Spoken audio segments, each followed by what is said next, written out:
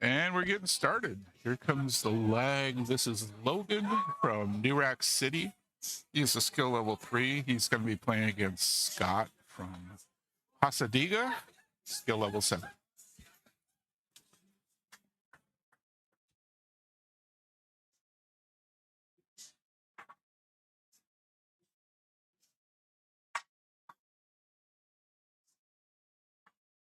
Okay, so the race should be a 2 to 6 race here.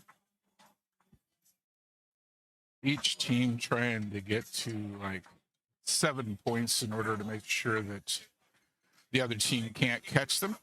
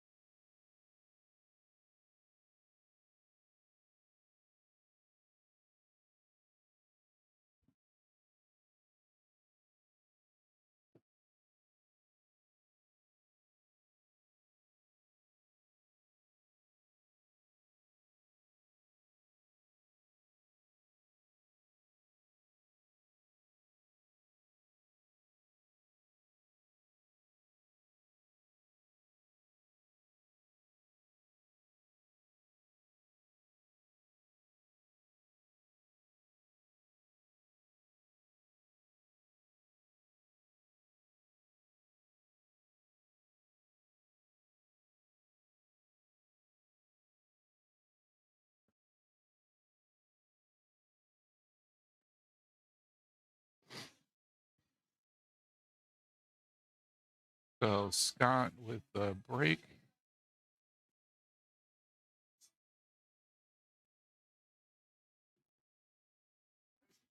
Looks like he's got stripes to get started with.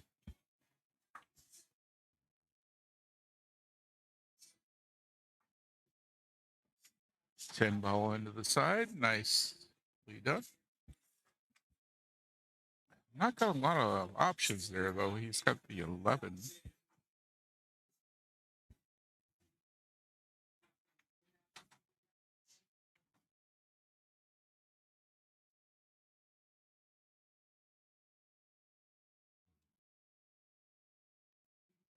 Oh, got the 14. I didn't think that would go, but that's a problem with being this far away from the table and the angle we're at. Looks like he can get by the 5 for the 9 ball in the corner, which should put him on the 12 there. Although he could have a shot on the 15 on the rail there.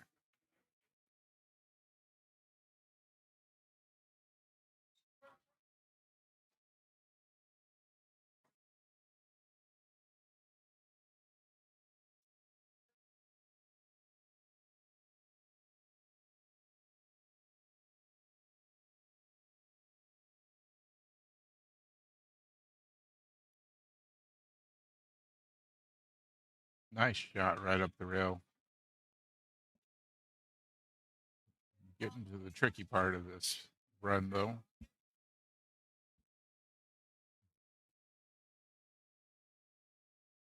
If he can bank the 15 up into the corner, he put him on the 11, but he's lining up on the 11, so he must be going for that down in the top left corner.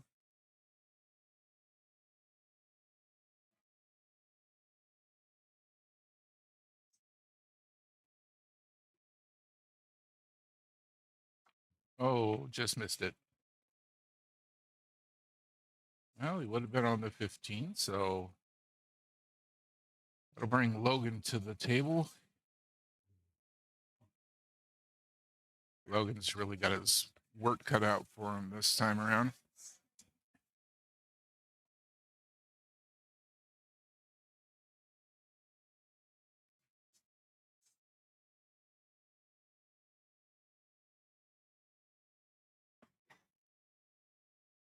Nice shot to get started with. It's got a lot of options here. as a three, he's got to really think to. If he doesn't have a run out, if he can't keep moving forward at least two or three more balls, he needs to hide the cue ball. And right now, he's got lots of options for doing so. Nice shot on the 6.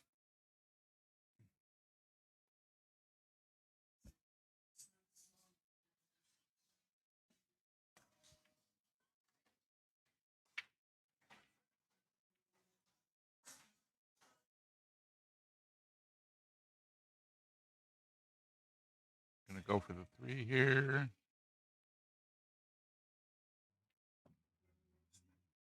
Leaves himself with a shot on the forehand of the side. Not the easiest shot. The only problem with this right here is miss this. Oh, good job. I was gonna say miss that and get past that one, and you're leaving the shot for Scott. And he's a 7. You never want to do that if you're competing against somebody that's a 7. Beautiful shot into the corner.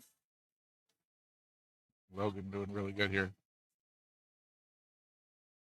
His next shot, the only thing he's really got to work with there offensively is the 2.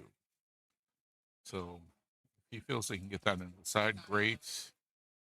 If he doesn't go too fast, he leaves himself with a good shot on the 1. Getting a timeout here.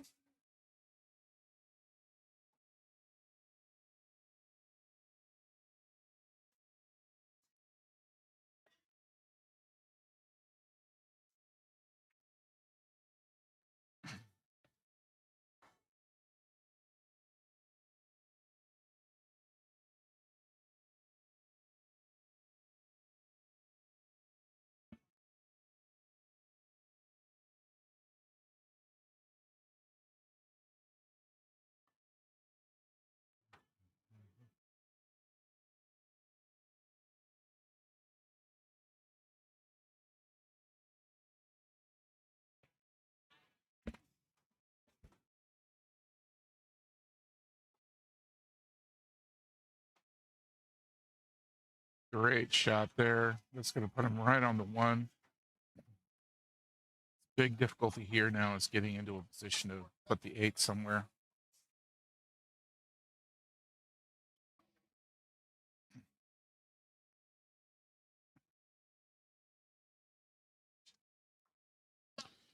Having some problems with bandwidth here today. Usually things pretty smooth here at the Moose Lodge, but having to shut off a few of the things I was hoping to have going. Was going to try and simultaneously stream this to Facebook. Doing so in tests earlier just slowed things down so much that it wasn't it wasn't worth it. So let me just shut that off.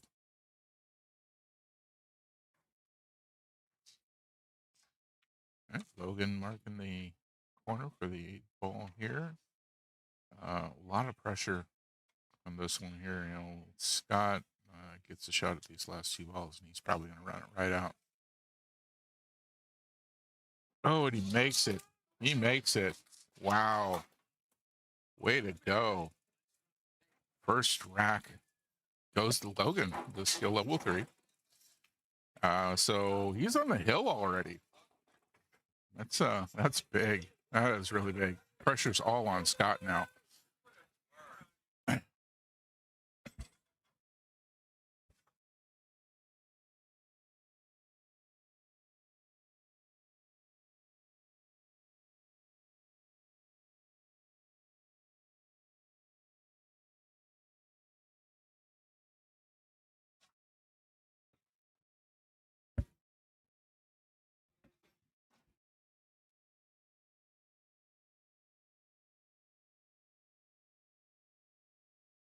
All right.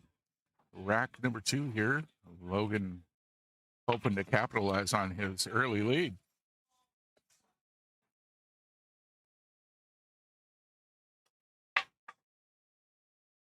Got the pop on that. The 8 ball moving, but did not go. A couple of balls did fall in though. So.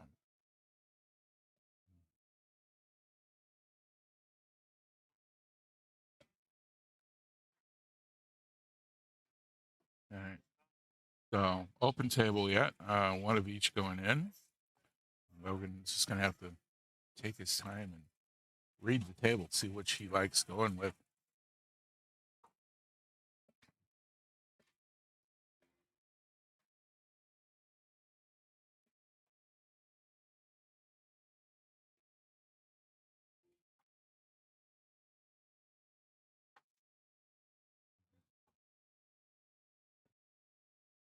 Lining up on the 6 ball here for the side pocket. Just misses it. Well, he left Scott in a position where Stripes is really his best option for moving forward right off the bat. Biggest trouble being the 1 and the 14, right there, pretty close to each other. But clear a few things out of the way, and that 14 will go in no problem. To this lower left corner.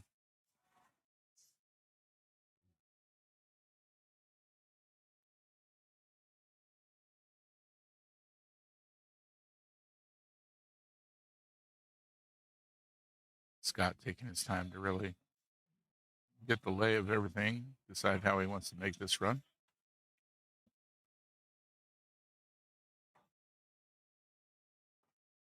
Ooh, rested right up against that 5. Leaves him a good shot on the 13. But it's so close to the 5, I don't think he can really go for anything else.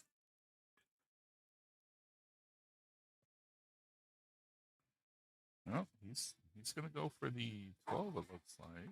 Or maybe cut that 10 in the side. He goes for the 10. Makes it 2. Wow. That really was a great shot. Scott's got this lower half of the table. I think all he has to do is not get out of shape, and he should be fine. And the biggest issue he's going to have is getting back up to the other side of the table for the 9. Can't imagine that that's too much of a stretch for Scott.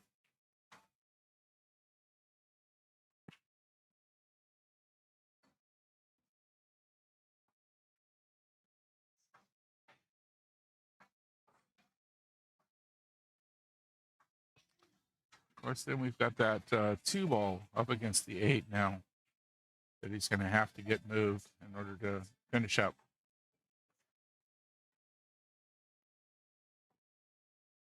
Well, he's up on the 9 now. No problem. I imagine he's going to come back down table for the 14 in the lower left corner in such a manner that he can break that 2 away from the 8.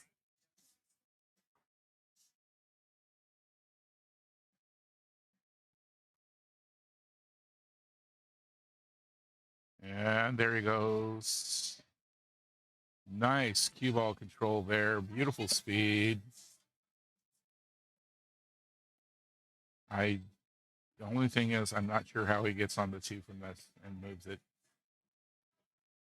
You can get the 14 in with this angle, but he's got to get that 2 out of the way.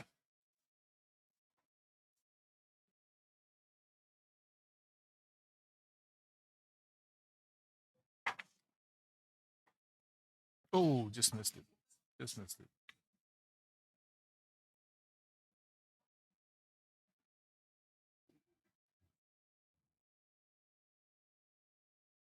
Well, and really, for me right here, I have no idea how to do this one. He's calling for a timeout from Joy.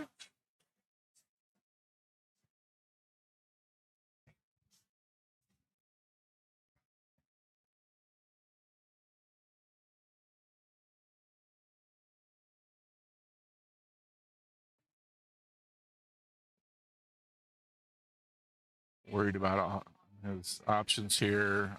Possibly scratch him with a cue ball if he hits the 8 on the right side of it from his view.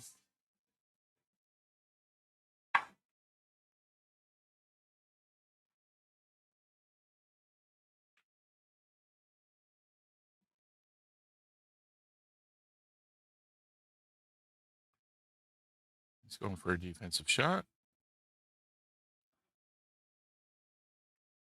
Okay. Well, it's more out in the open. Logan's turn at the table though, and if his run uh, last match is any indication, he's not going to be a 3 for long, I don't think. Oh, ooh, wow! Almost in the pocket with that cue ball there.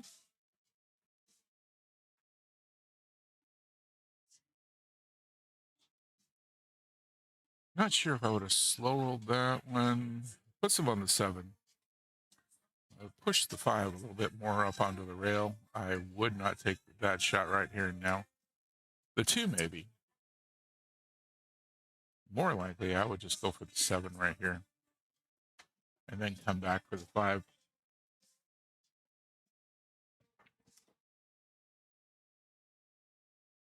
Yeah, that didn't really help as much as he wanted. Though he could put this right down the rail. It's going to bounce back out though. Oh, he misses it. He did manage to block that pocket, but the cue ball is on that other side there, and that 8 ball looks like it will go right on by the 1.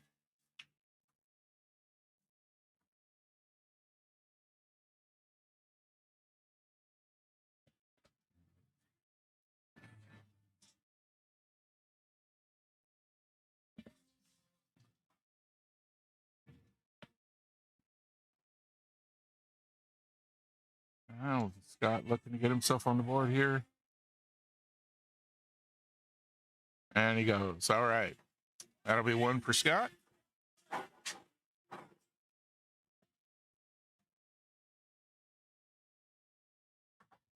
5 to go.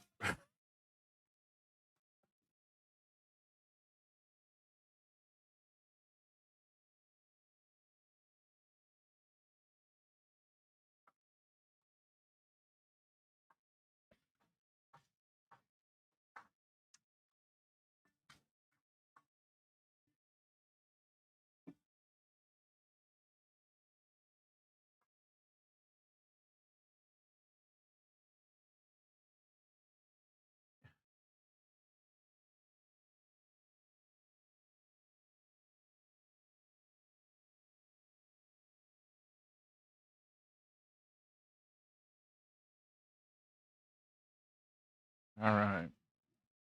See if Scott can keep this momentum going.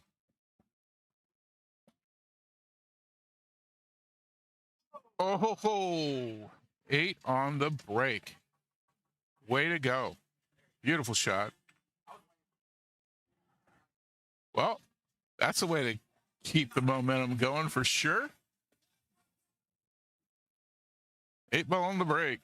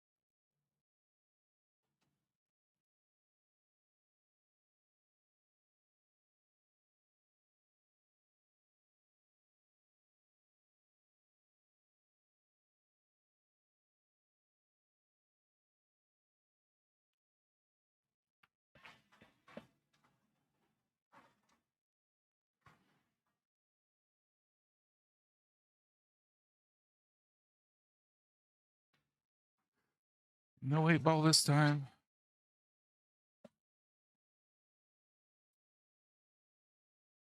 Looks like Scott's going to be shooting for stripes. No real great shot to get started with, though.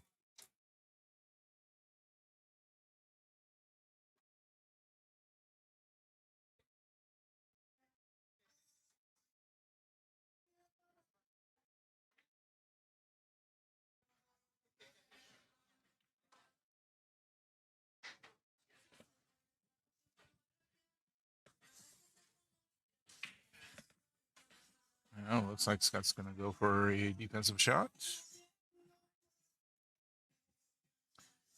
No, not a lot to work with there, so take what we can get.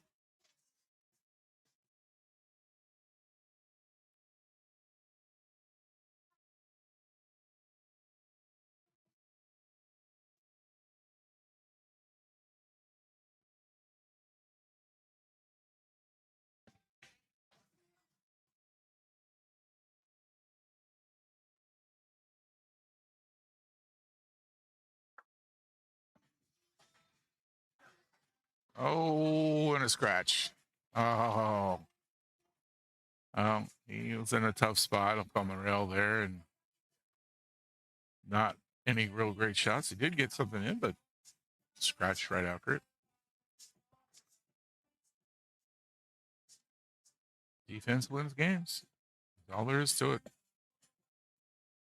Probably going to leave that 9 right there for a while. It's no problem for Scott to put it in from where it's sitting, as long as he gets the cue ball where he wants it. Leaves a little bit of an impediment for Logan. Logan obviously able to work around impediments. Doing a great job so far.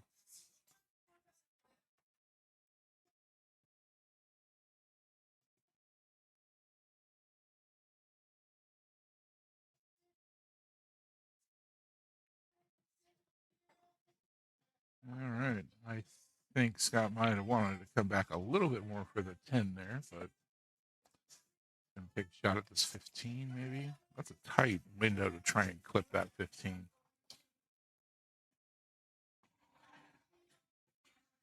I would probably myself go for the 11 here, which is center of the table.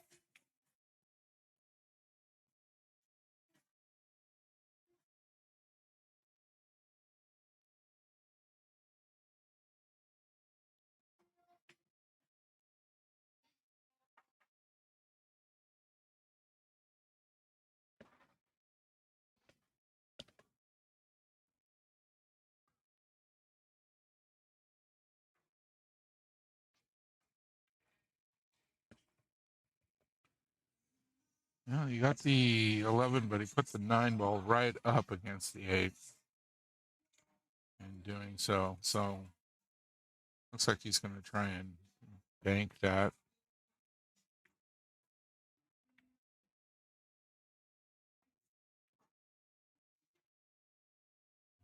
Before it wasn't a big deal. Now it's a problem.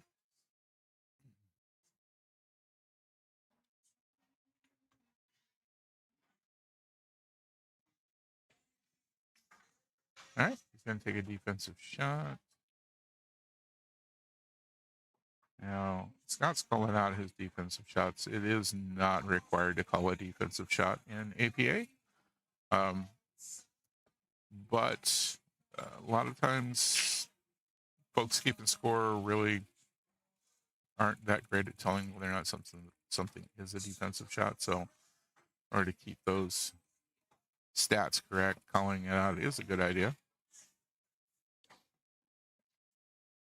Logan's got the 7 and 1 ball kind of tied up together there. That you should be able to break out fairly easily. Either in the right angle, and that it won't be a problem. The 3 ball doesn't look like it goes by the 15 to the corner. It might. From this angle, that looks pretty tough. He hits the 5 just right here, and he can break the 8 away from the 9, but he doesn't really want to do that right now. He wants to leave that there. Make that Scott's problem until such time as you are almost completely off the table.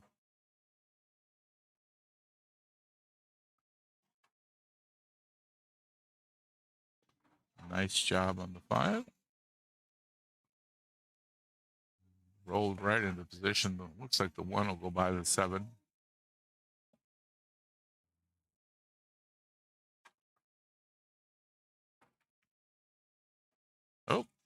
Oh, moved a lot around. Oh, and that really messed up Scott's ball position. It looks like he can. He's checking with Logan to make sure that Logan understands that that 15 ball is either frozen or not. Okay, not frozen. Not frozen means that Scott can use it for a defensive shot if he wants to take a defense right now. Yep, he's going to go defense, which means they can just push it a little bit, get it to rest up against the.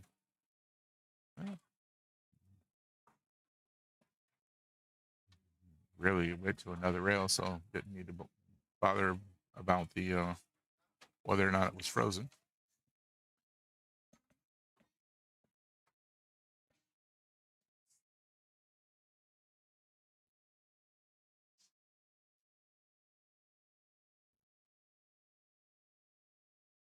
Yeah, things are tied up here with the 3 ball and the 9. 7 is also kind of not quite in the whole mess, but close enough.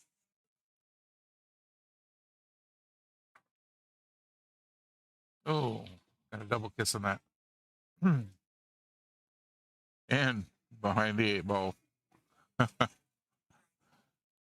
Right behind the 8 ball for Scott. See what he decides to do with that.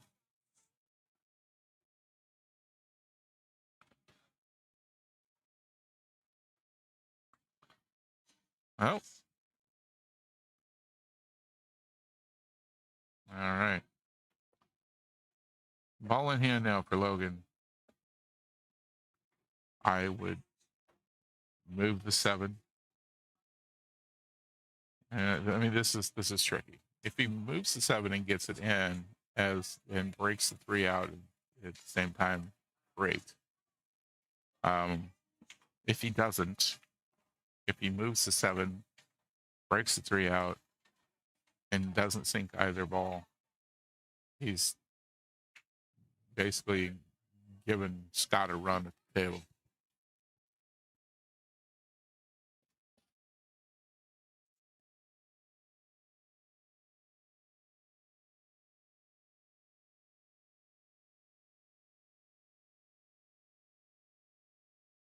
Getting a timeout, advising him to go for something different here.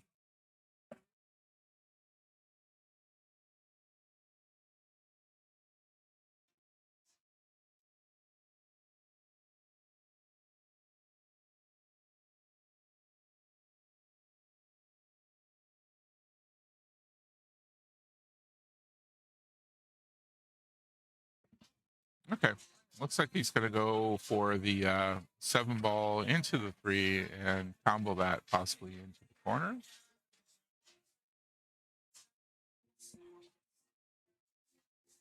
Oh, didn't go.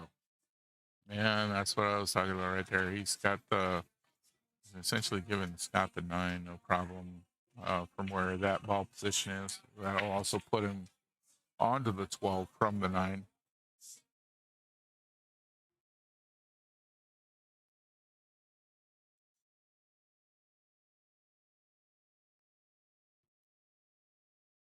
All right, 9 ball in, 12 ball should bounce out from here for the 8. There it goes. And I'd probably go side pocket here. Yep, Scott's picking the side pocket.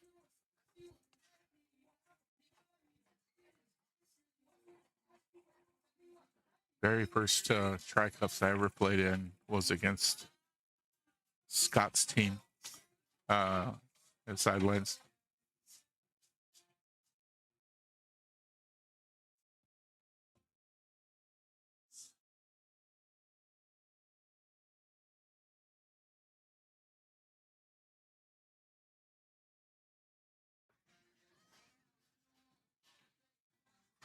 And there's the 8 ball. All right, that's another one for Scott. So on Scott's team at that time was Jason Niesman, who is now on my Thursday team.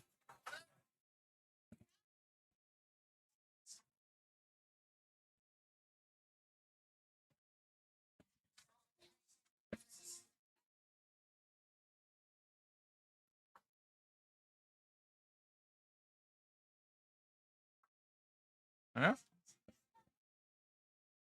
Hopefully this is coming across good for everybody out there watching on YouTube. Looks like we've got a few people watching at least.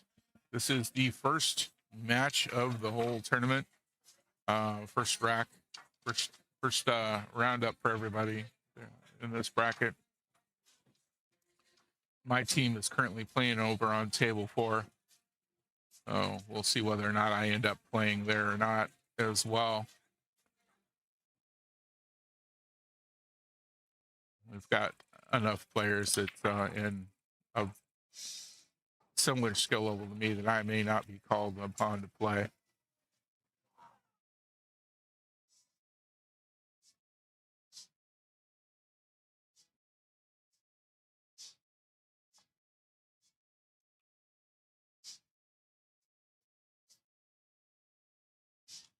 If I do get called on to play, well, you won't have to listen to me talk for a little while.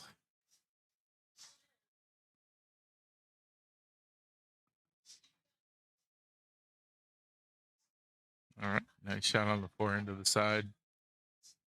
Scott the 2, no problem. The 2 should put him onto either the 3 or the 7. Either way he wants to go. If he rolls further forward, he could go for the 6 and come up table a little bit and get the 1.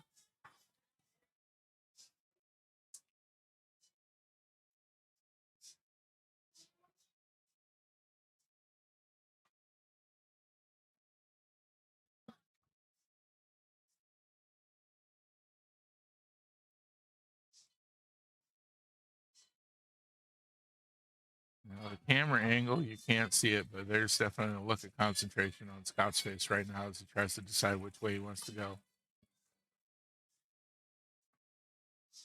Well, looks like he's going to go 2 to the 3.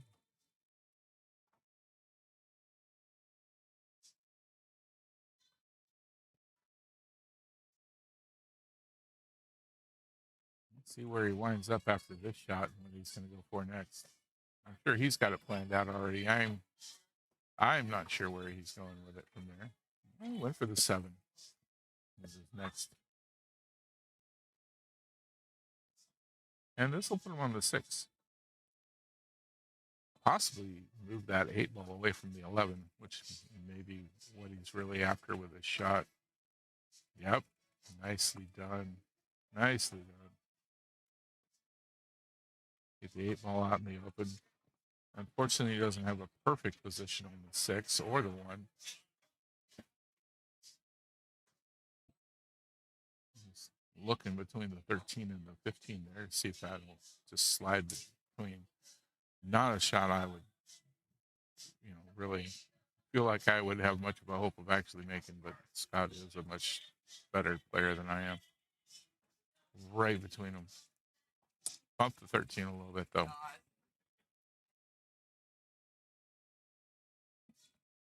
Okay. Logan's turn at the table finally.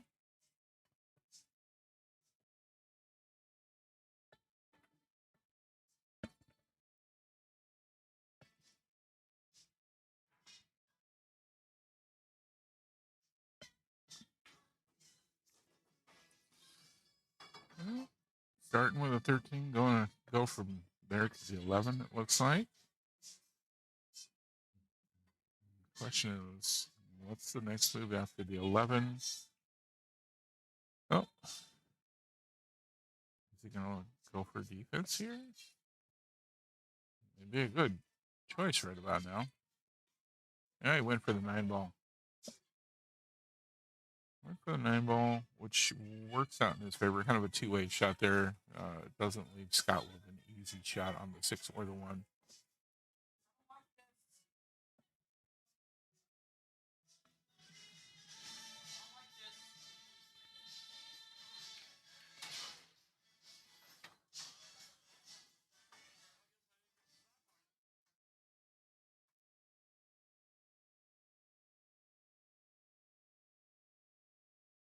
Oh. Yep.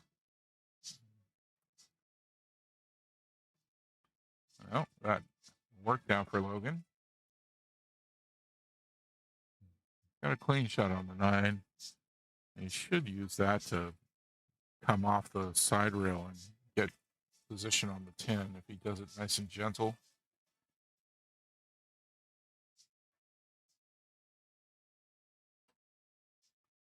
Perfect.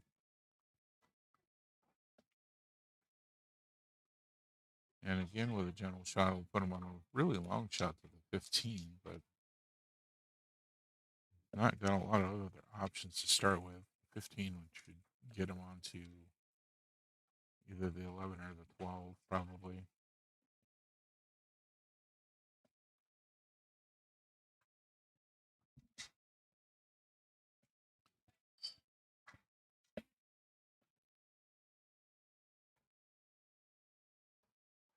Nice shot. There we go. Yep. 15 is there and ready for him.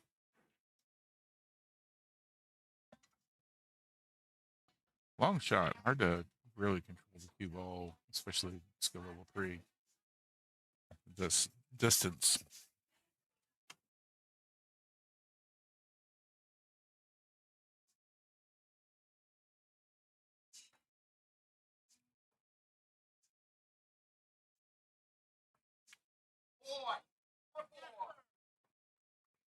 Oh, just misses it. Well, that's gonna leave not the easiest shot in the world for the one ball into the side, but going over the top of the 11. It looks to me like it should go though, and which should put Scott onto the 6.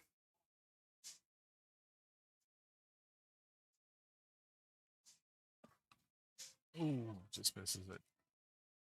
Not an easy one. The angle on that was pretty shallow.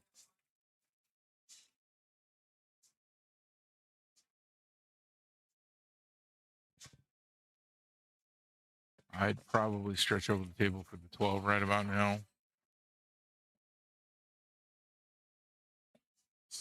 Logan's going to go for the 15 again.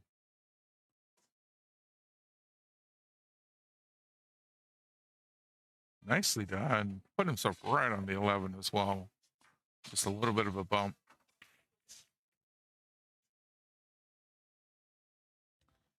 I don't know that the 14 goes past 12 all the way down the rail. If it does, all it's got to do is roll forward a bit.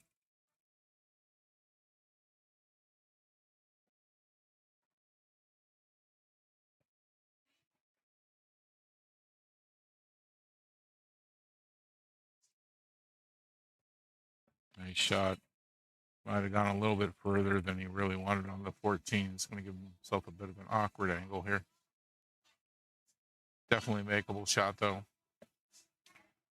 Logan really showing that he's got the skill.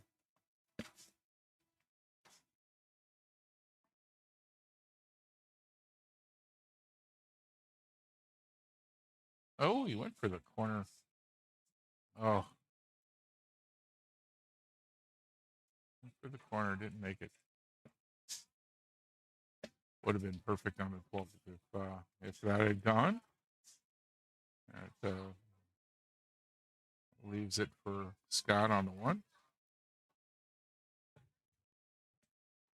And I believe Scott's going to try and get it in that top left corner. A little bit of a cut there.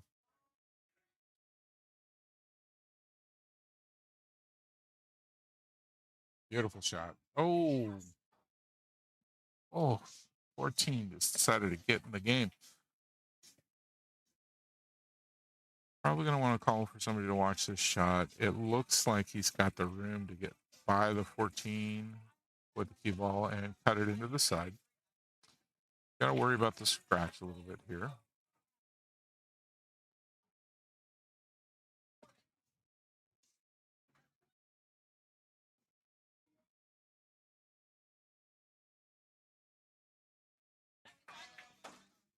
And beautiful, beautiful shot.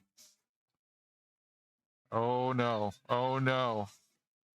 Oh my gosh. Wow. Oh. And that'll do it. That's all Logan needed. So Yep. That's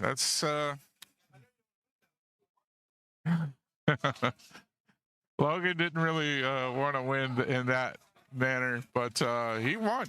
He gets a patch for beating the 7 and claims the first couple of points for the match for New Rack City. All right, back in a second with our next set of players.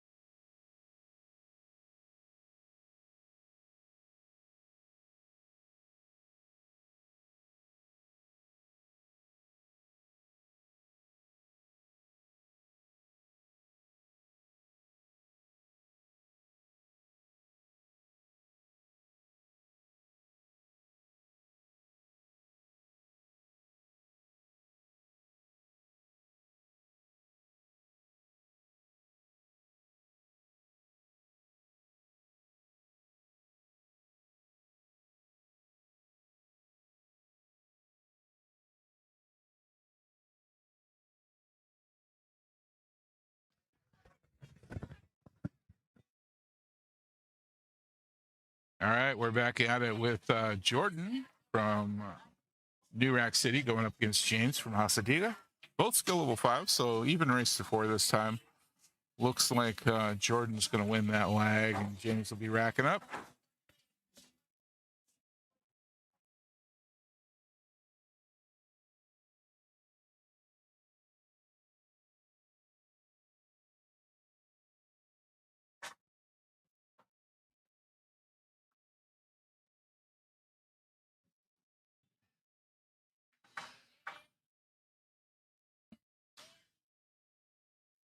From where I'm sitting, I can still see table 4 over there with my teammate Colin right now, still working the table. He's going up against Emma. If you all know Max Fowler and his YouTube channel, Stroking at Billiards, that's his significant other there, Emma, playing against my teammate.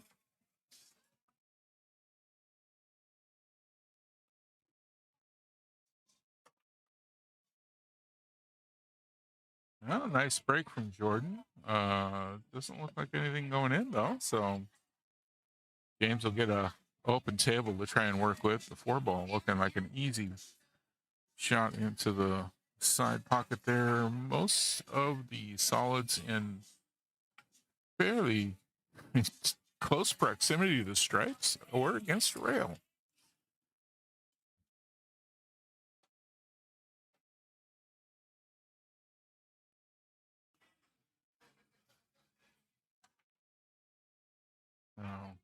I'm going to have to work through a few clusters. Oh, just coming right off the edge of the corner there. Corner of the pocket. See what Jordan wants to go with first. Right now, the 11 ball looking like his biggest issue on the table. Right up against the 6.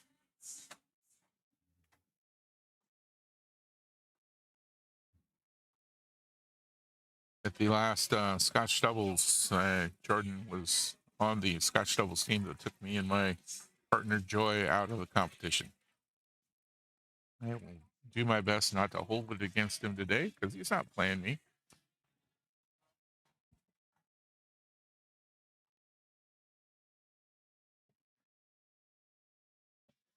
I don't hold anything against folks when it comes to pool. I have a great time. I love playing pool. I hope everybody watching and competing today has an absolute great weekend.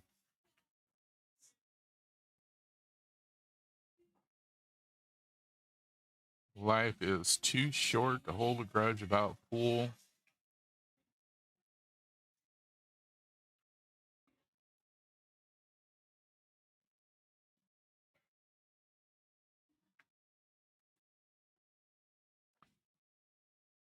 Yeah.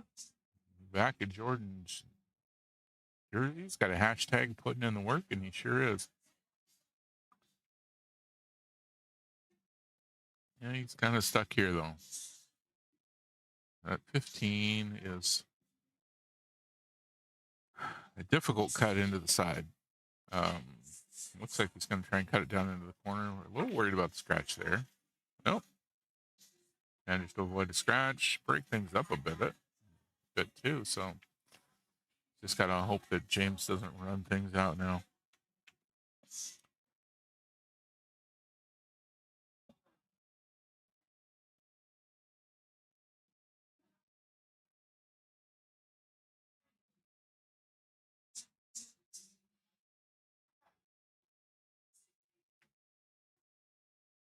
Oh, just missed it live. Well, James not having a great run on the table just yet. One ball came back and got in the way of the 11. Jordan's got a very narrow window to get through in order to get on the 13.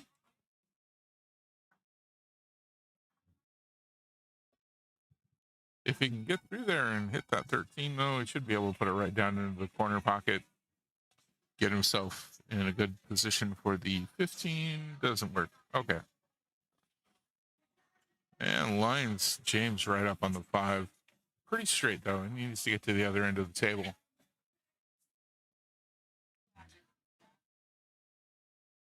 Yeah. Goes for a nice light tap to get himself on the 6, which will get him to that other end of the table. A little bit of follow, put him on the 7. Oh, doesn't go. Doesn't give Jordan a shot, though. Not really much for Jordan to shoot at there.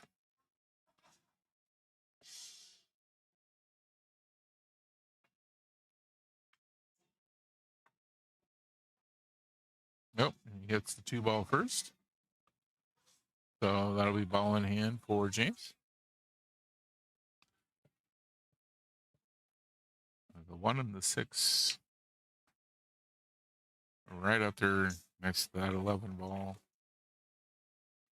He's going to go ahead and start with a 3.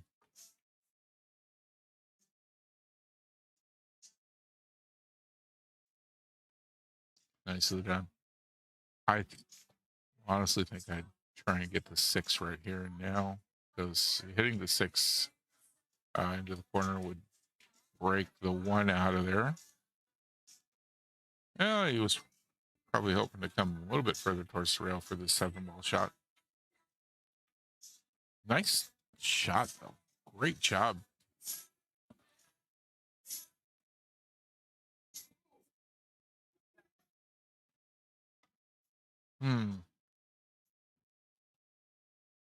Well, this is a low percentage shot.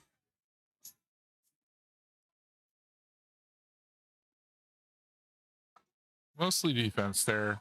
The 1 didn't have enough power to get up to the corner. And the 6, he really just was moving things there.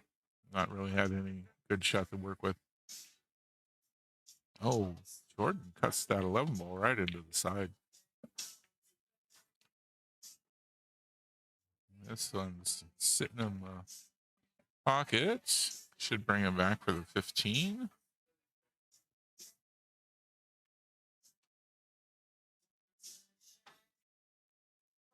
There he goes.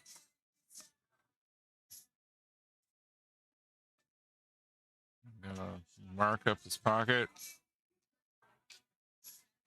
I think he's marking the pocket with a tub of sour cream.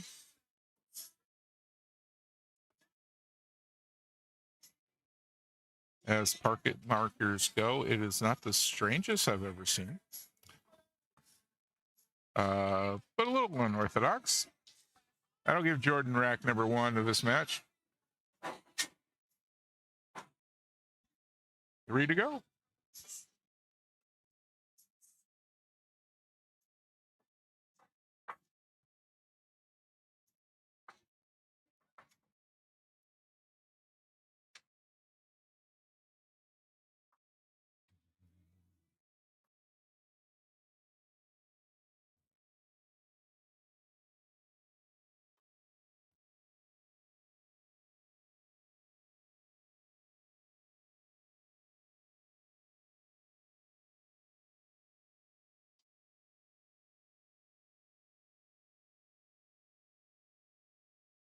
All right, Jordan getting ready to break rack 2 of this match.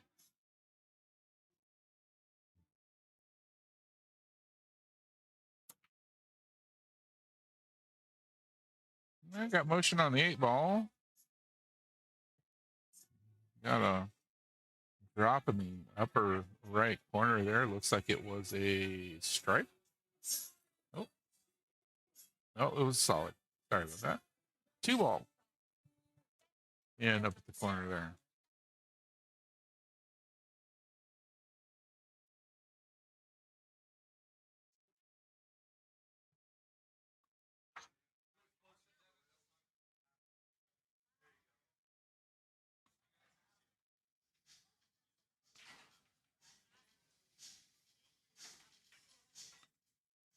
Oh, and the 4 drops. There he goes. Looked like it was going to hold on for a second. See this a lot in APA. Accidentally moved the 11 ball, and Jordan looked to his opponent for confirmation to move it back. It is not a foul to accidentally move the ball. You do have to check in with your opponent if they want it moved back.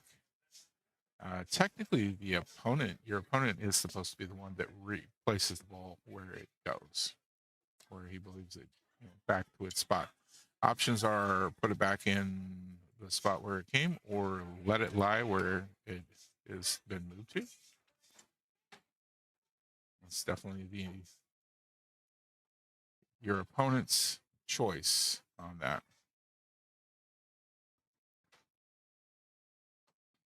A lot of people will grab the ball really quick and move it. It's not something you should do. You have to check in with your opponent first.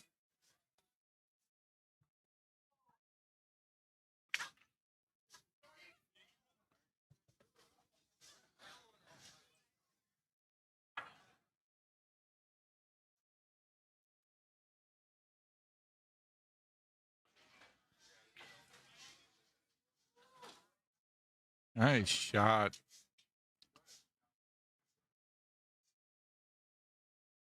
Looks like Jordan's going to go for the 6 ball here. I probably wouldn't.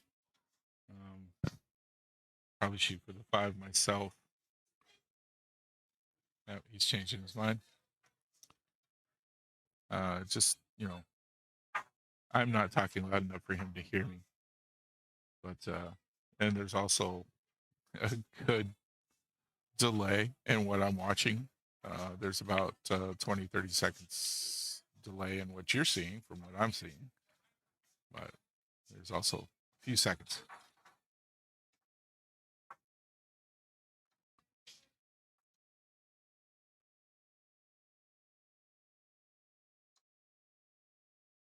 Daniel, I'm not 100% certain on that one. I'd have to look that one up. You do have to check in with your opponent before you touch or move the ball. You have to let them know that it has been accidentally moved. And it is up to your opponent to move it back. You're not supposed to do it yourself. I know those 2 things for sure.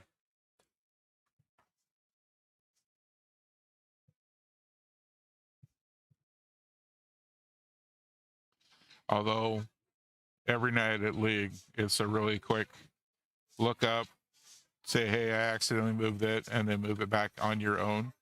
I've never seen anybody actually follow that rule the way it's supposed to be according to the rule book.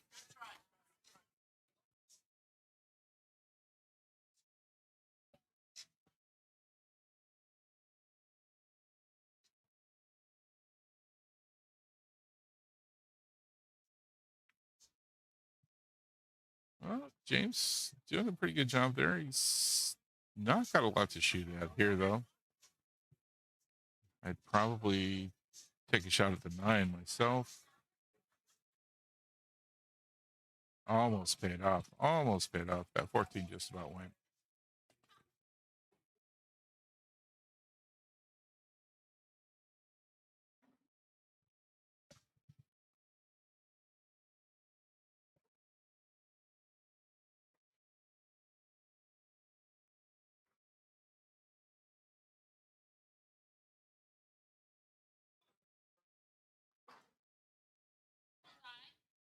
No worries, Daniel. It's one of those rules that depending on the rules that you're looking at, APA does it one way, USAPL do things a slightly different way. I've just started playing in some tournaments that use the Texas Express rules, and they are very, very explicit that if you accidentally move a ball, it's your opponent that has to put it back.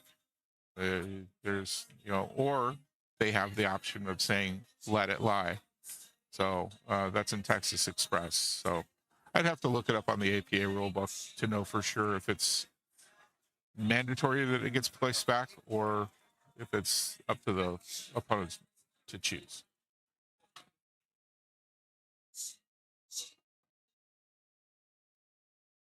Nice attempt at cutting that into the side or into the corner, excuse me.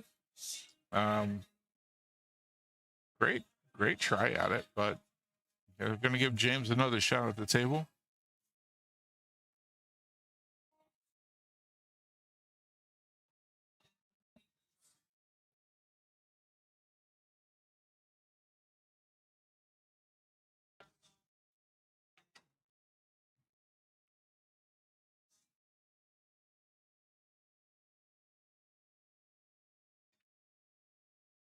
James got a lot of work to do in order to get out here. I would be trying. There's no really great shots for him here. I would be trying for some sort of a safety. That works.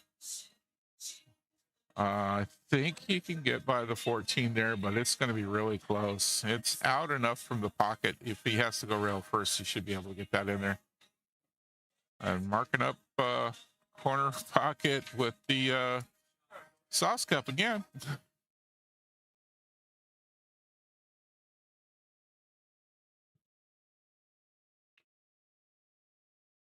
Again, making sure everybody knew that they could not mark the pocket with chalk before we started here today. Other things that you cannot mark the pocket with. Number one, you can't have electronics at the table. So no phones, no tablets, no anything electronic at the table. Cannot use money to mark a pocket. And you cannot use a weapon to mark a pocket. Other than that, sauce cup. A lot of people would definitely frown if you tried to use something like a beer bottle or a glass, because nobody wants liquids next to the table.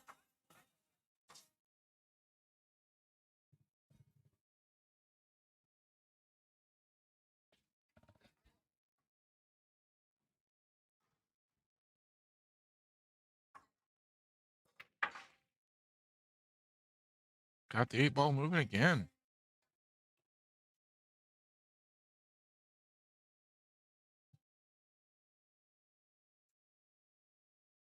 Dry break, though. James getting a chance to come up to the table with a wide open. Goes ahead and puts that 5 in the side.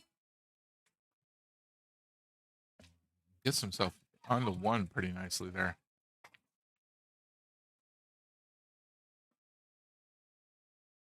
Well, he hit that pretty hard, so he must have been going after a certain position or breaking things up a little bit. Unfortunately, a couple of balls moved and got right back into another cluster. 4 and the 3 sitting right up against each other now. Looks like the 7 will go by, though. Nope, he used it. Oh, nicely done. And then the 3 rests up against the 7. Apparently, the 3 needs a friend. It's decided it needs a buddy for the game.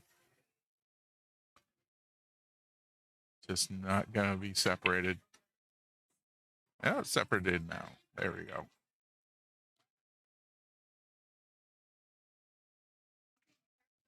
I don't have answers, sorry.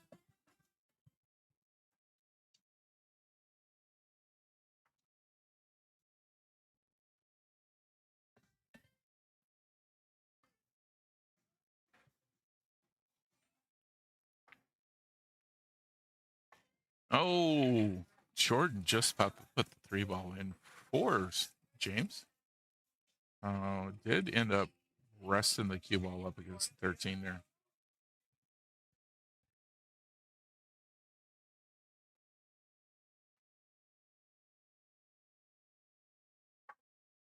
Oh, well, that didn't work out the way he wanted to. Really close though. Really close. Almost got that 6. He was I think he was trying to go for the 7, but possibly get around that. Came off the corner of the pocket though and hit the 11.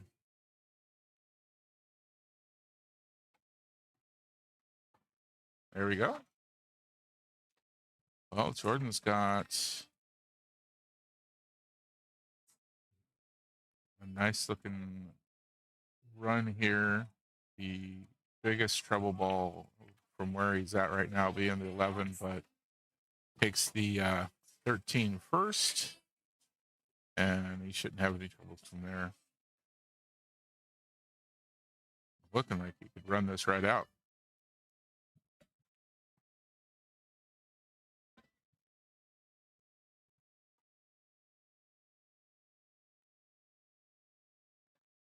No, he put the 6 over there by the 7 and the 8.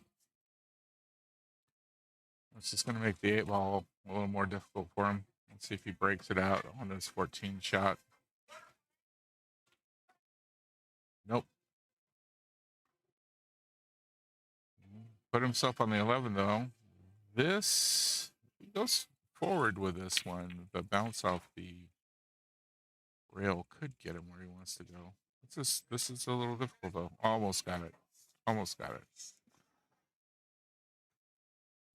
Oof, this is a difficult one. I don't think that goes.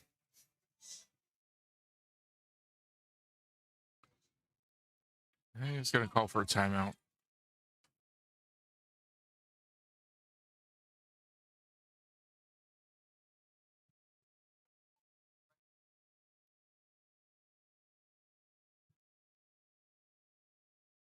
His teammate advising him to go for this corner pocket.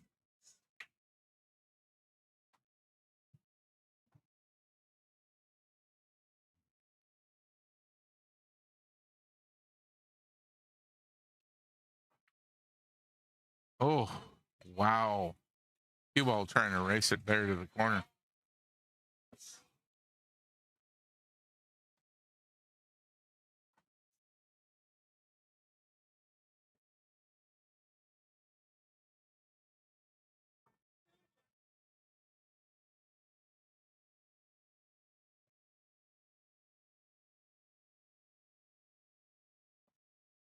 Well, mostly defensive shot there. The 6 is now in the way for Jordan.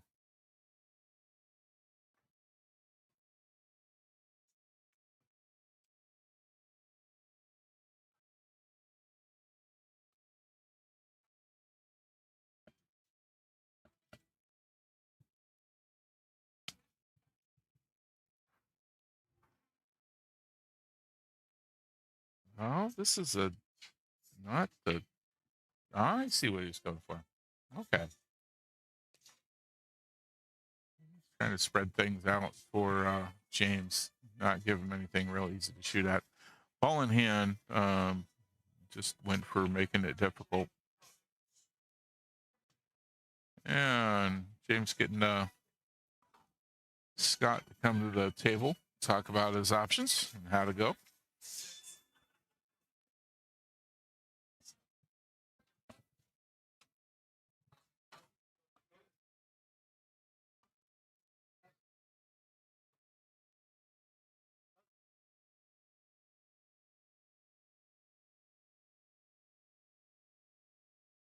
All right. Advising him to go ahead and do a combo, 6 into the 3.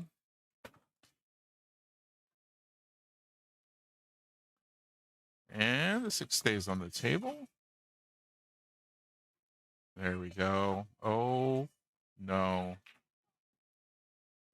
Oh, wow.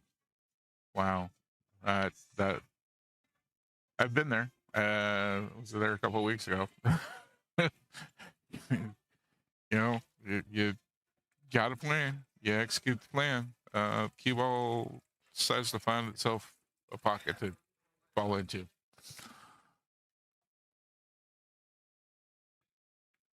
There we go. There's number 3 for Jordan.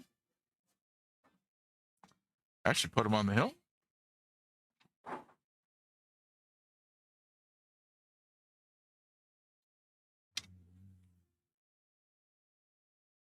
Oh, looks like table 4 is finally got moved on from their first matchup. My team down there putting up Jason Niesman to go up against Max from Stroking and Billiards, giving me away. Both 7s. So that should be a really good match to be watching down there. And Max, I hate to tell you, I'm going to be rooting for Jason.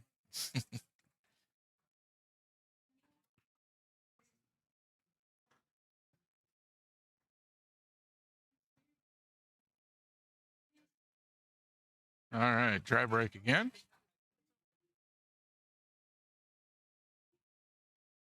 Got a couple of clusters going there.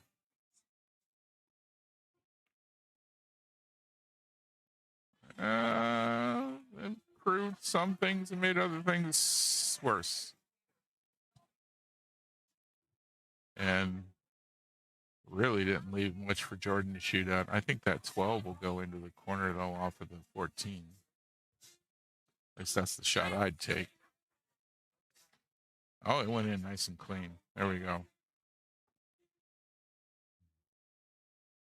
The 13-11 from the camera angle looks like it's just wired to go right in the corner. I'm not sure if that's 100% accurate, but Jordan went for it and he got it. Uh-oh. No. All right.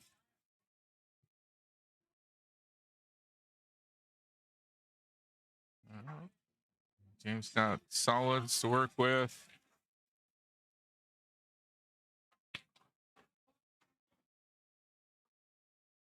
Needs to get himself on the scoreboard for Hasadiga.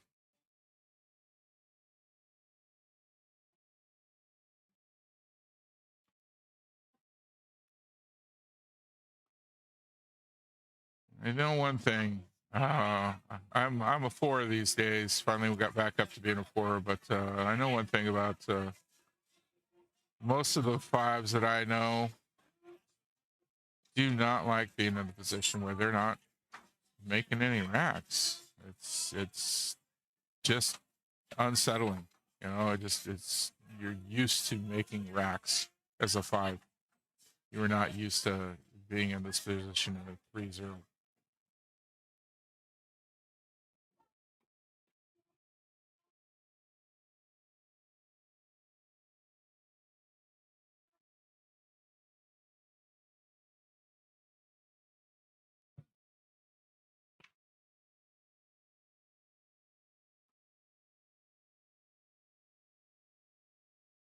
Jordan really shooting good tonight, though.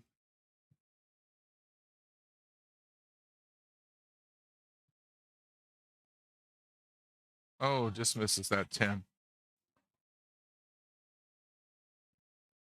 Yeah. Well, we've got the 2 lined up for James. Could put him on the 7. He might even go for the 5 here. Don't think it'll go by the 15, though. I'd want to be... Oh, not there. I'd want to be down around where that 15 is for the 5-ball shot. He's going to go for the 1 here. Oh. That side pocket's got it in for him. That's the second time he's scratched into that side pocket.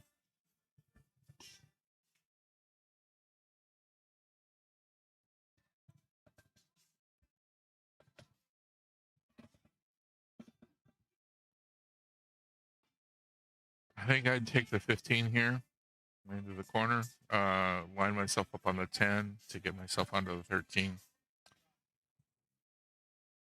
Looks like Jordan's going to go for that too. Just a little bit of bounce off the rail, so it's not an awkward queuing position. Would be nice.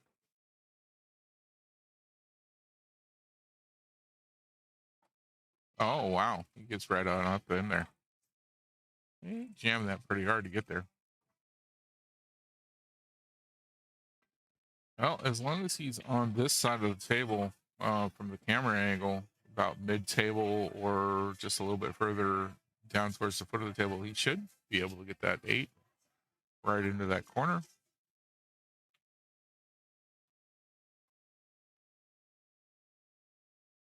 Ooh, no, he can still do it. I would have wanted to be a little bit closer to where the camera is and a little bit closer to the 8-ball for this shot.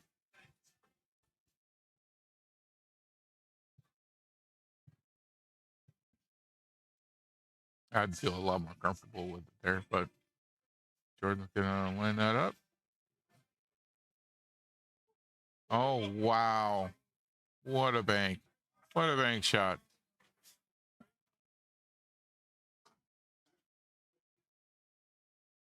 That's it. 4 points.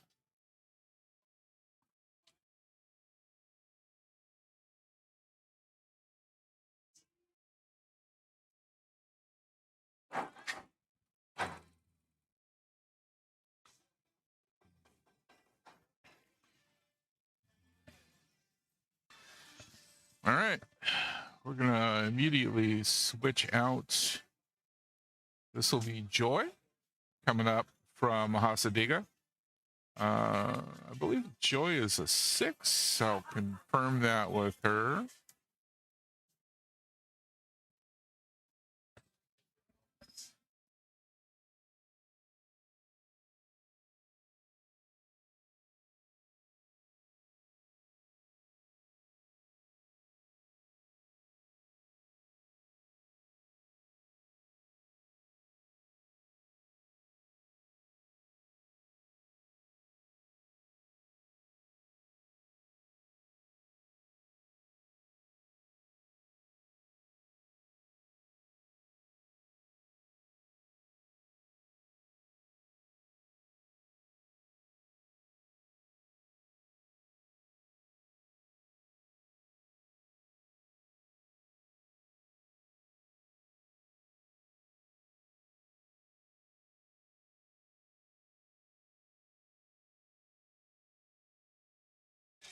Okay, this will be Randy versus Joy, both skill level 6, which means we're going to have an even race to 5.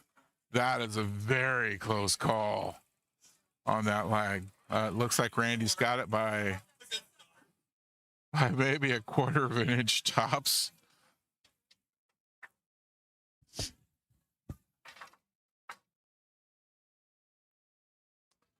Well, this is match 3. And at the point that one of these teams gets to 7, there's no way for another team. Well, would be, but this is the third match in. Okay. So if Randy can win this one, that'll put New Rack City at 7 points and Hasadiga with no way to get to 8 in order to take a win.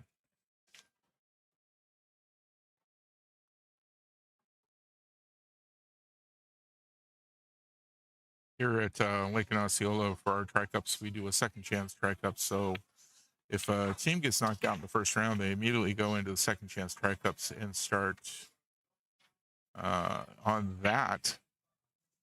Well,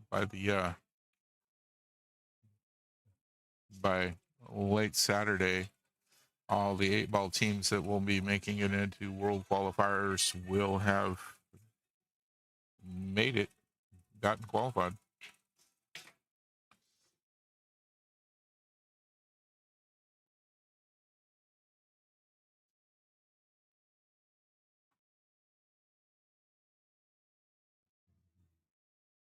All right, Joy going for stripes. Joy is going to be on my captain's tournament team. So I'll be rooting for her this time around. Yeah. Have played together in one Scotch doubles tournament. And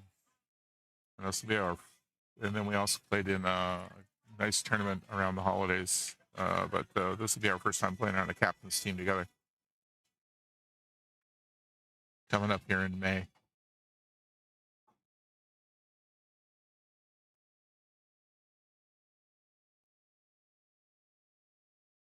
Now, if Joy can win this one, at least one of the players, one of the matches, if Pasadena wants to win this, at least one of these, they're going to have to do a 3-0.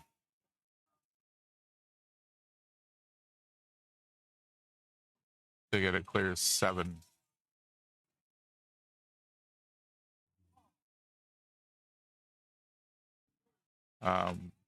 However, if they come down to a tie of any kind, it's the number of racks won, or number of matches won, and if Hasadiga can win the last 3, then of course they'll win that way.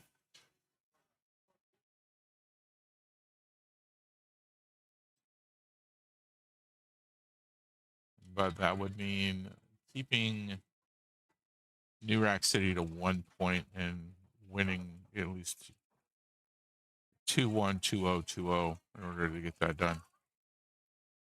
They're in a tough spot.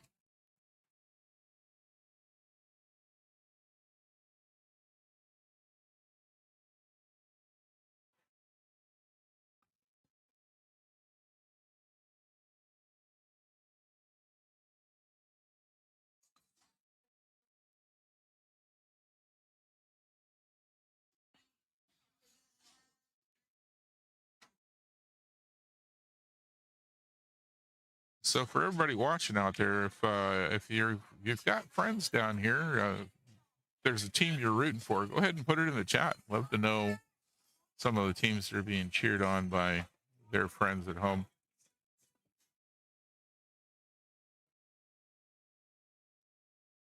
The first time I did this here at the Moose Lodge for Lake and Osceola, my friend Pedro, who was on Pool Party, had family from Brazil who were watching the stream and rooting him on.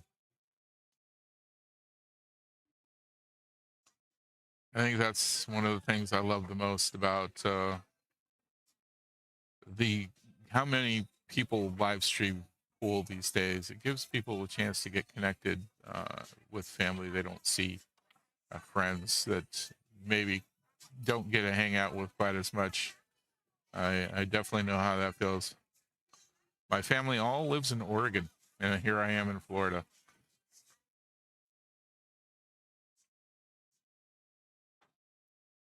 Oh, what a shot. What a shot. Unfortunately, that kind of put the 3 in a bad spot. He's going to have to get back around for it.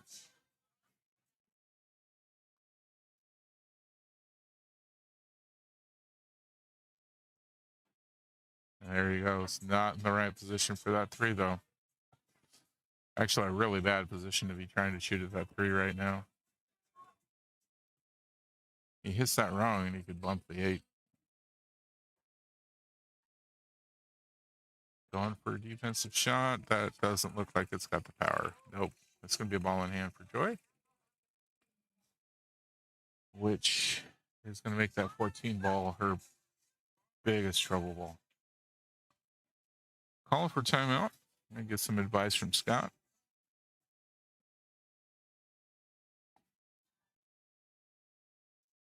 I might take that 12 and try and squeeze it by the 8 right now to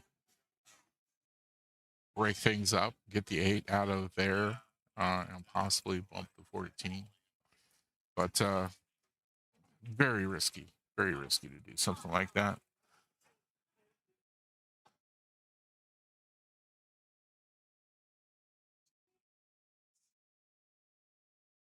Let's see what Scott has Joy do here.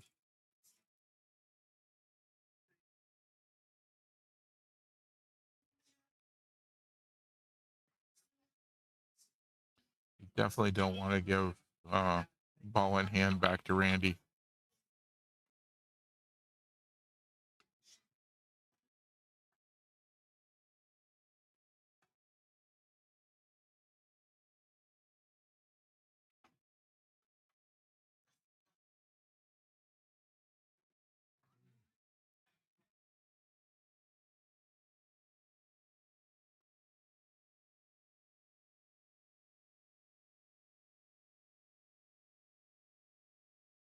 Oh, puts the 12 in clean. She's got herself on the 11. Looks like she's going to try and bounce that off the side rail and get back at the 3 and 14. Hopefully clean that up a little bit so she has a good shot on getting the... Oh. Okay. Instead going for the defensive shot. Well, I mean, that's... Randy can definitely hit that 3 ball from there. He just has to make sure he doesn't move that 8 ball.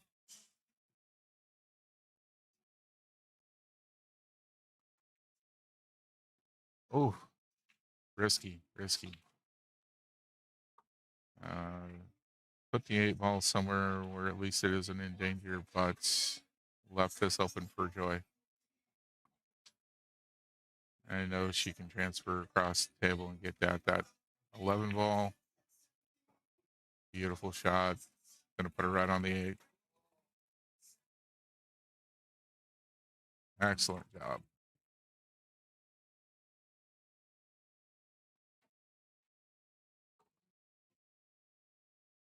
Marking up the pocket.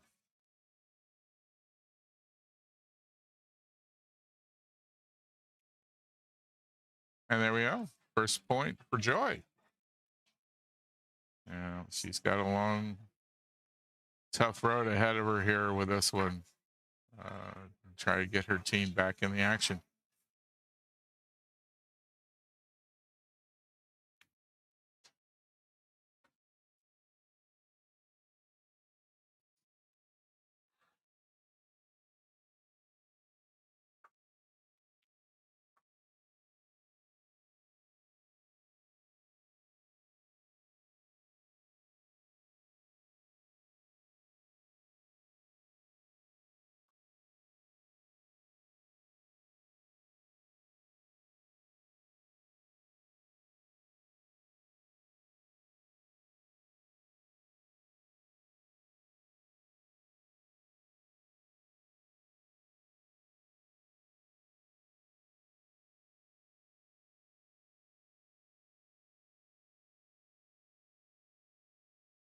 Rack 2 underway. Here we go.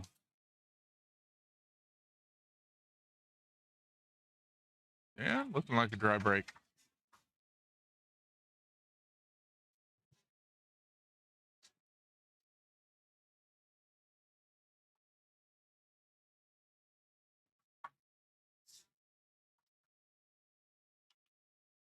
Well, that 14's champion, they're pretty good. It's the only one that's easy to get in out of those three, I think. But Stripes what Randy wants to go for.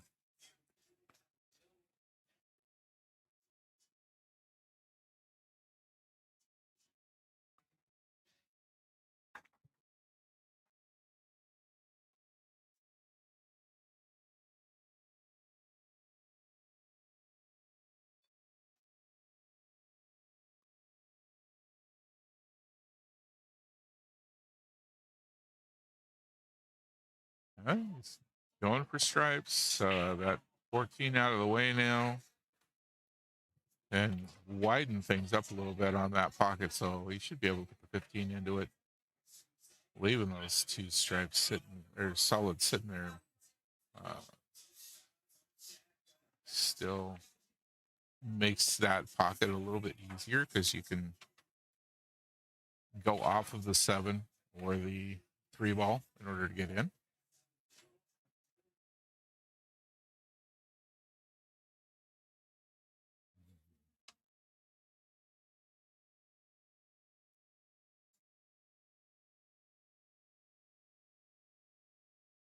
If you see the guy that just walked through the whole thing right there, it's a good thing Kim wasn't seeing that.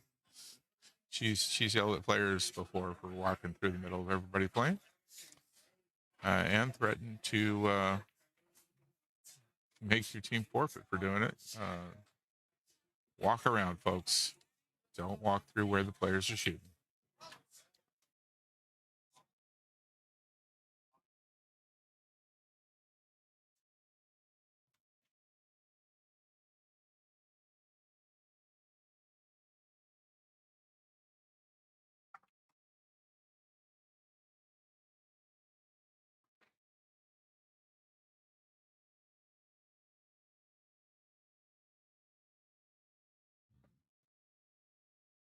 Now, Randy's got the biggest issue I think he's got right now is that 15 right there that he just bumped. Did not move it the way he wanted to. I think he wanted to get that out of there.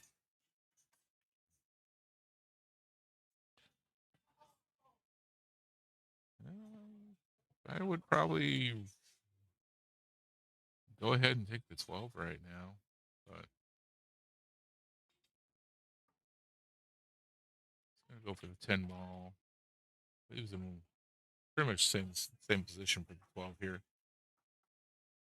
The 15 is just not in a good spot to go in.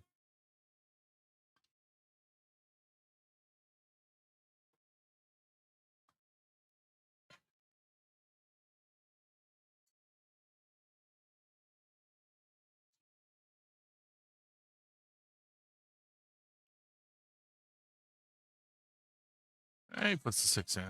That'll at least, if he manages to get back to the table, clear that pocket out for him. To be able to work with that. Joy now having the problem with the 4, having the 12 in the way. All right, it is last call in the kitchen.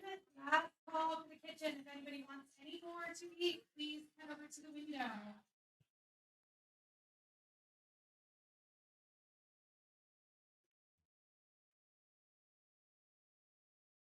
There we go. Beautiful shot, Joy. If she takes the 2 ball right now and comes off of the 12, she can clear that pocket out.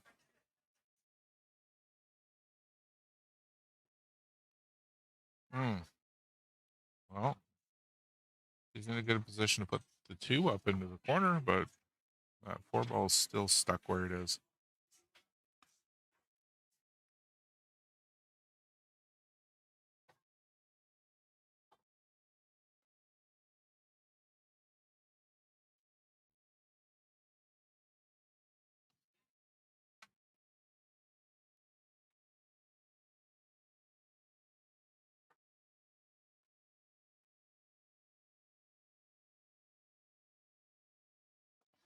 Randy back to the table now. He's got Not the easiest cut into the corner with this 15 ball, but not definitely doable, especially for somebody at level 6. Let's go level 6, no problem. 12 ball looks like also same sort of thing. A little bit, not the easiest cut in the world, but the difficult part for him right here is getting back to that 8 ball that he's bridging over top of. Oh, 2 ball is going to be in the way. Just, you needed to go either further up the table or a little bit less.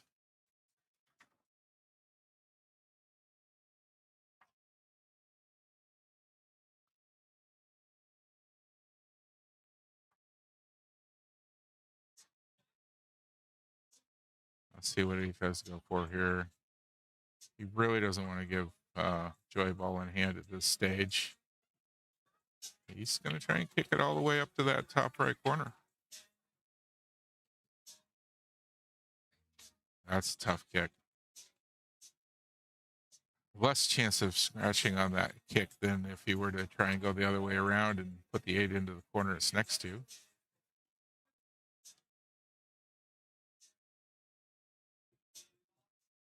Oh, almost put it into the side.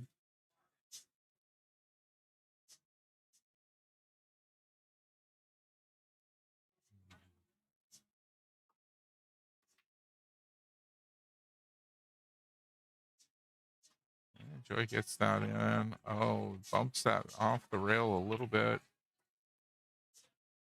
She's got a long transition to get to the other end of the table for that 8 ball.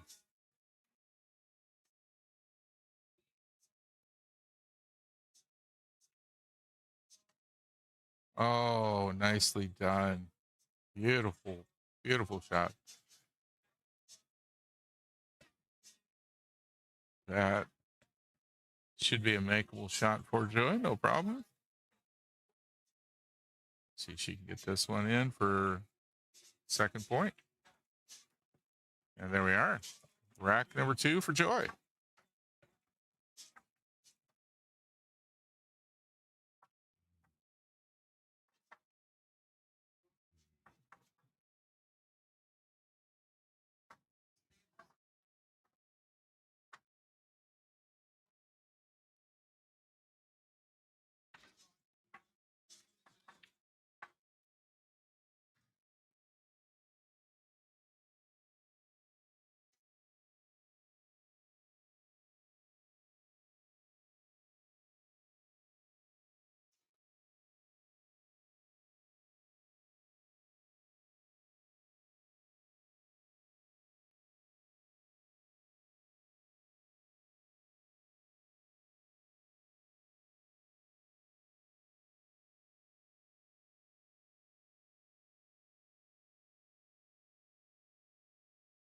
All right, rack number 3, and we're underway.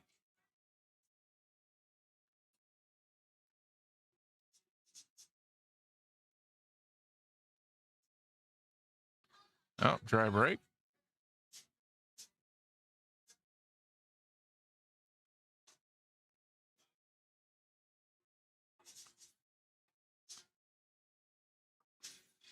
$15 all the way down. Looks like, or $13 all the way down. Excuse me. Good opening move there. 10 ball next. You could definitely cut the 11 into the corner here.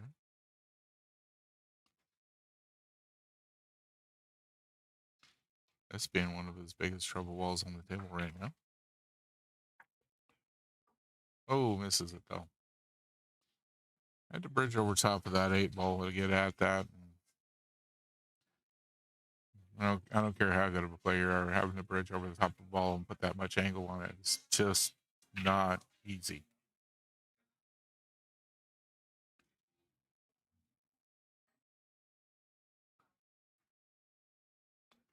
Nice rail shot.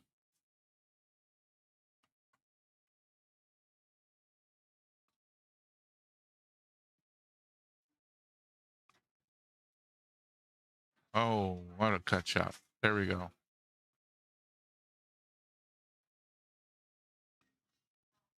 Well, looks like 5 ball next. 2 and the 3 being the big trouble spots right now with that ball in the way. Oh, here we go. Oof. Not sure where she's going to put that. Doesn't go by the 9. She can't get by the 14 to get at the 3. And the 14's also in the way for the 7 ball, 8 ball in the way for the 4.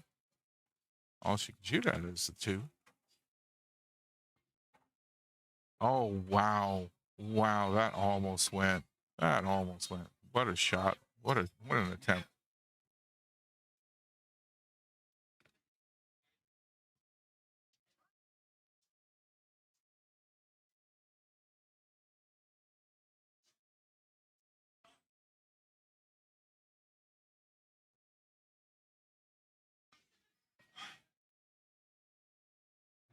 All right. Randy calling for somebody to watch the shot. I mean, from my angle, it looks like it should be pretty obvious if he doesn't hit the 11 first. But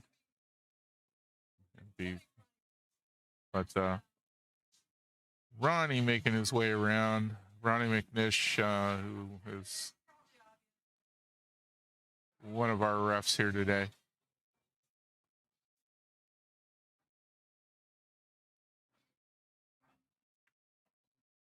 And he's good.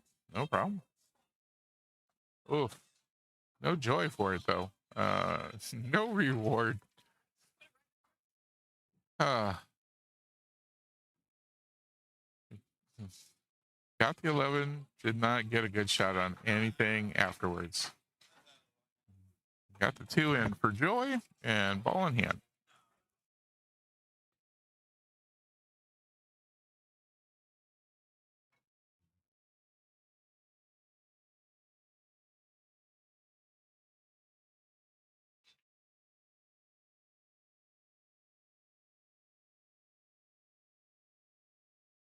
Okay. So Scott coming up to give Joy some advice on this ball in hand.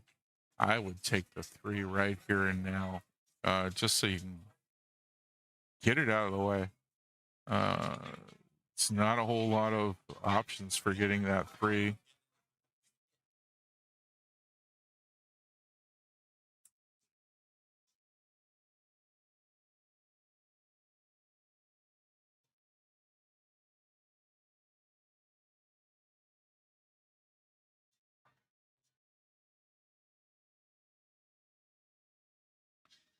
All right, going for the 3.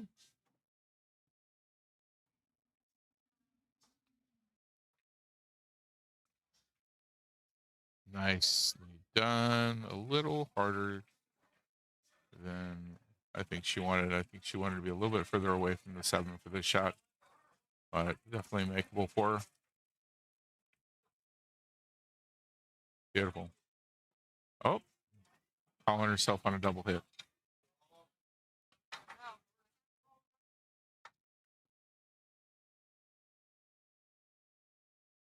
Calling herself on a double hit. She was really close to the ball. That is one of those things that's it's difficult to get a good hit in those sorts of situations.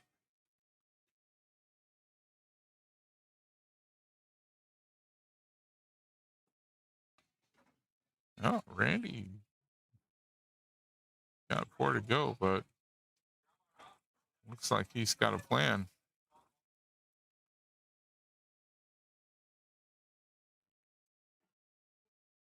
And his teammate calling a timeout on him. Quick exchange there. I like the 14 better. Come back for the 9. I can definitely understand why, because better position for the 8. Imagine having gotten the 9 in and gotten the 14. I mean, got one corner pocket for it, but really close to it and having to come off the rail. Okay. Randy looking to get on the scoreboard finally. And he makes it. There's 1 point for Randy.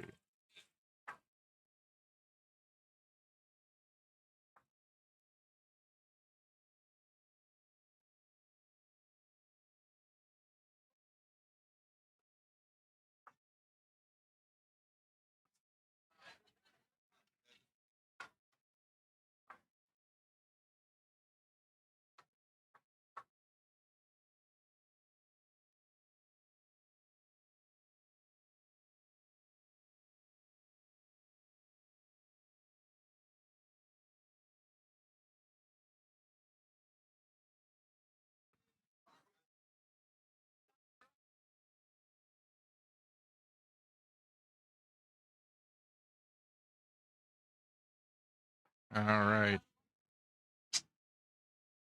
Well, Randy getting a chance to break now for rack number 4.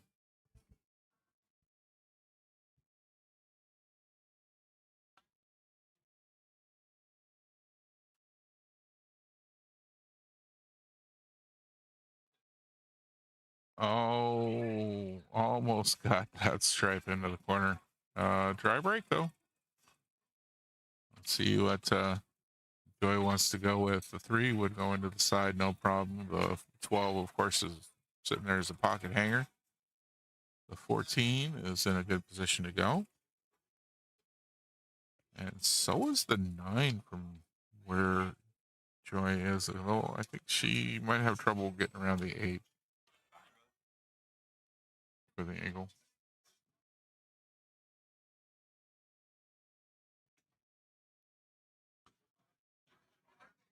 Of course, you've got the 15 and the 6 tied together, and the 7 and the 10 all there where Joy's trying to bridge over top of that.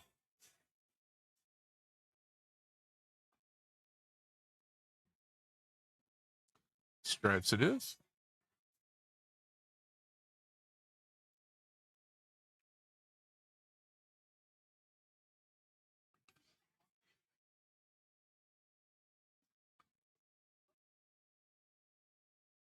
Oh, went for the 13 inside, didn't go. Gonna give Randy a shot at the table here. Got a possible combo on the 2-3 there into the side. 4 ball, the clearest shot he's got up into the top right.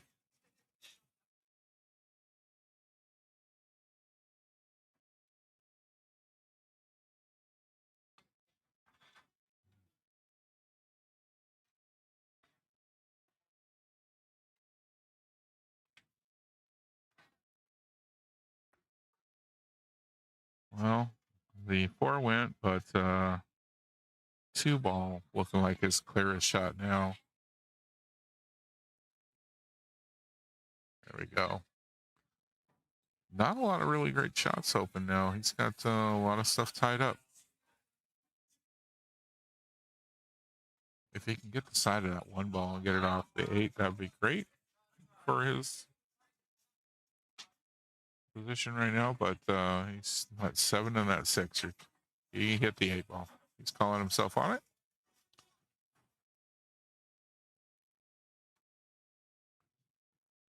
Great to see both players calling themselves on their fouls. You do get people get ultra competitive when we get into stuff like tri cups, and they'll start.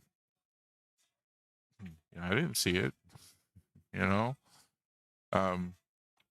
tri cups, for those who aren't aware, used to have some money for the top winners, but that has gone away.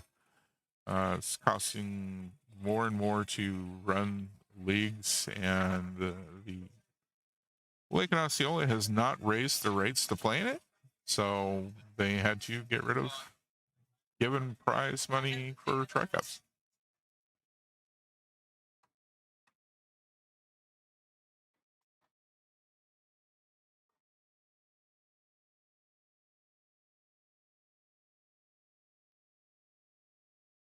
Nice shot there to get the 6 cleared. Nothing tied up now. 3 goes on the side from here. The 5, if he can keep the cue ball from running away from him, he should be able to get the 5 in off of the 10 into that corner. 7 ball goes into the bottom left corner if he's in the right position.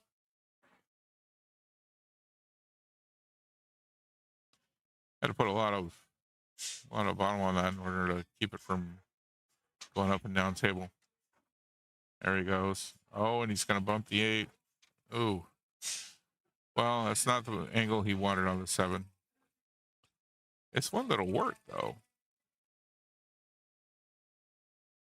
It's just going to worry a little bit about scratch, but not too bad.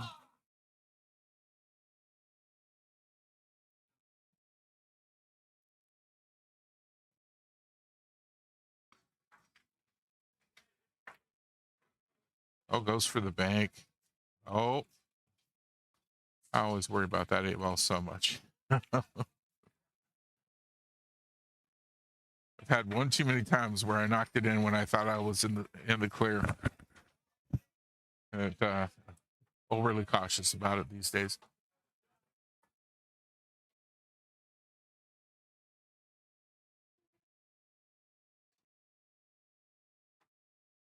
Nice shot. There we go. So I have a bit of work for her now. But nothing tied up, thankfully. The worst thing she's got going on is the 11 and the 15 being up against rails. But she should be able to deal with that without too much issue.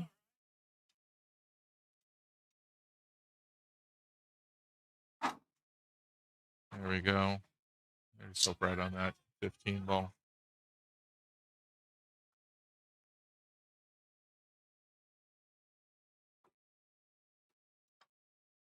Oh.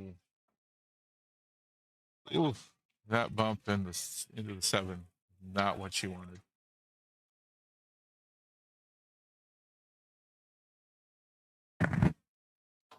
This is a risky one. And she's going to get a timeout called on her by her teammate Scott.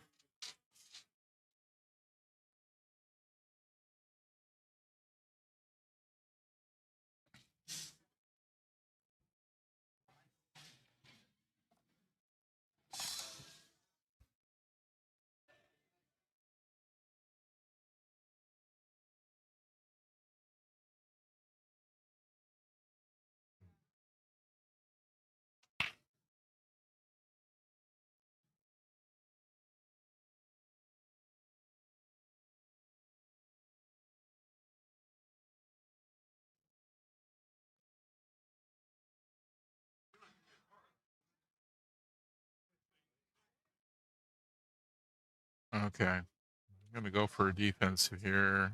Looks like. And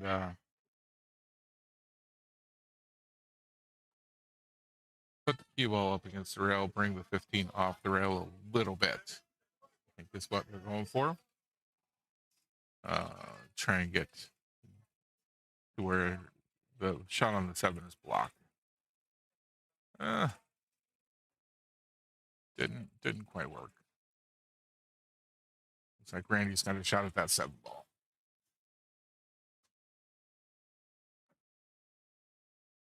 Oh, and it hangs on the table, doesn't go. Doesn't leave Joy with an easy shot with the 11, but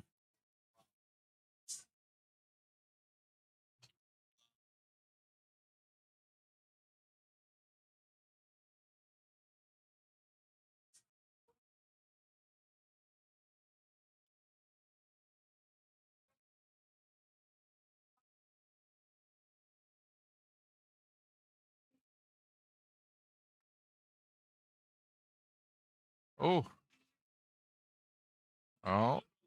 yeah, nope, didn't go. All right, he should be able to get this finished up.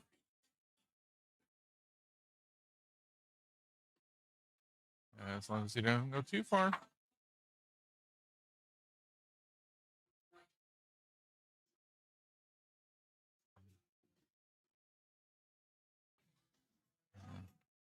Yep, use the 11 ball to put that in. There we go.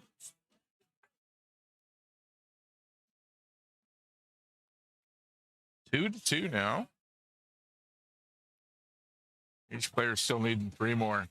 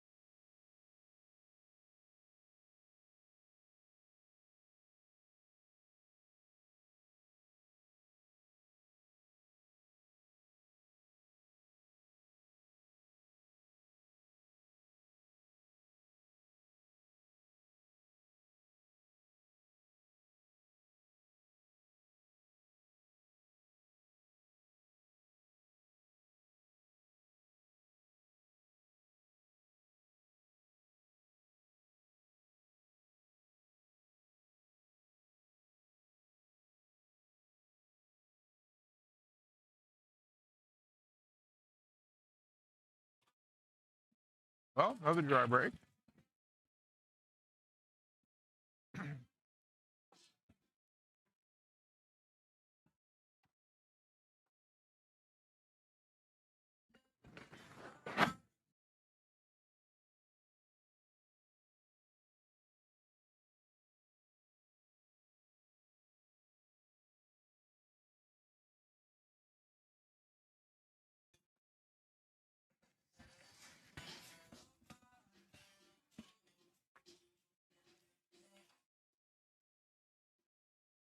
Yeah, there we go. Nice shot into the side. Side pocket's really deceptive. It seems like it's a wider opening, but the way the angle is sloped on those side pockets can make them pretty difficult unless you're coming pretty straight on.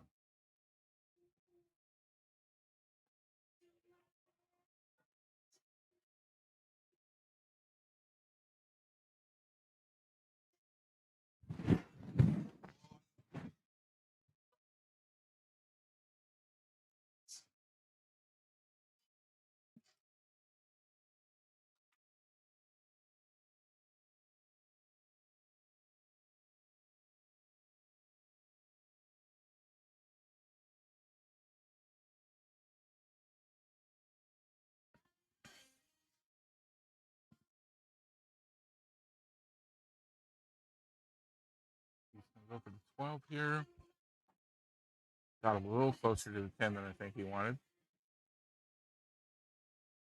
If they kept some distance on that 10 ball, I think he would have been pretty happy with getting where he is.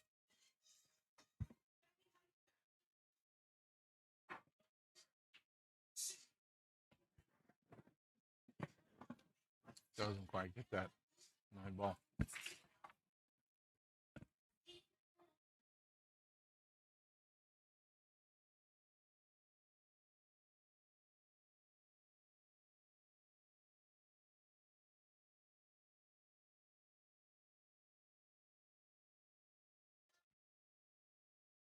Ooh, another cut into the sides.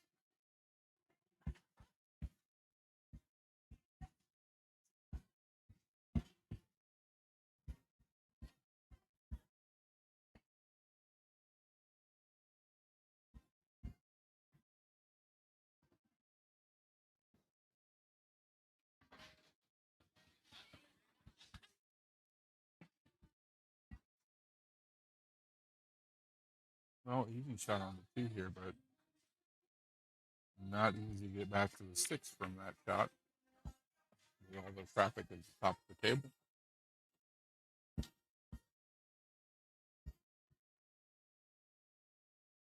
That's just going to take a shot on the 6 now instead. Oh, look at that. Beautiful shot.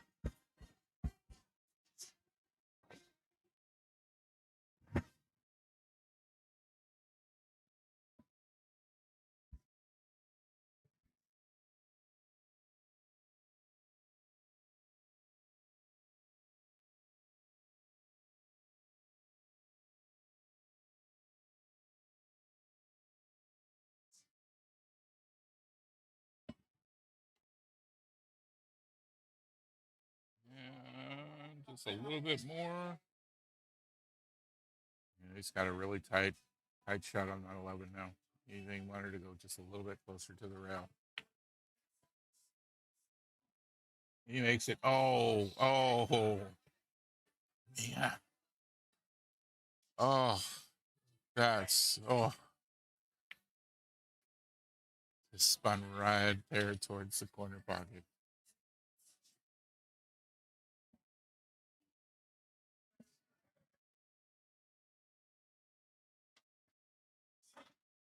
All right. I'll mark up this side pocket shot.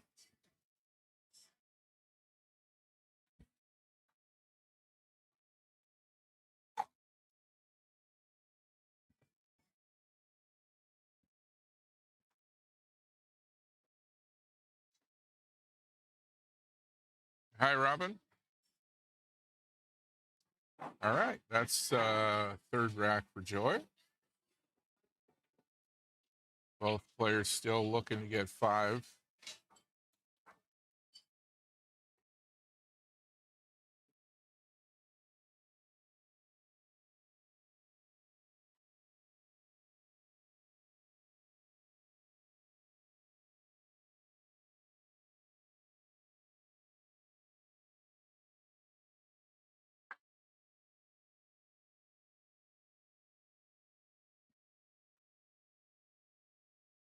Yeah, Robin, I won't let you do a rewind of things while it's going live, unfortunately.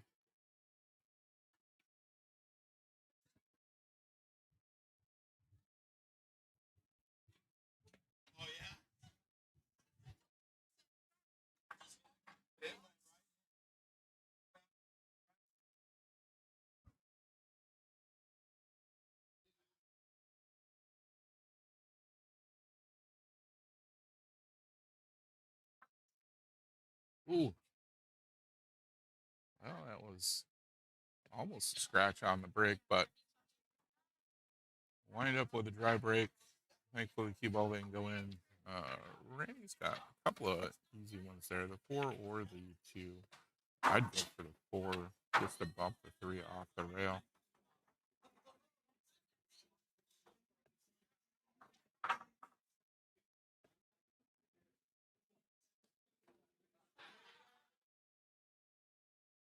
Of course, by the time Randy gets around with all their other balls, he should be able to get an easy angle. Oh, the 2 ball doesn't fall. Wow. It looks like Joy might be hooked a little bit by the the 14 ball there.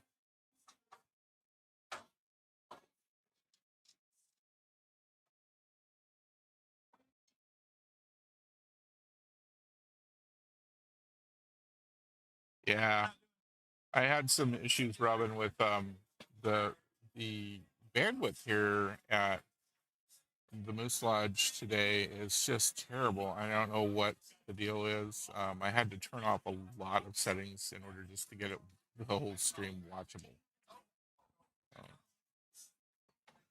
Just did not seem to want to stream very well.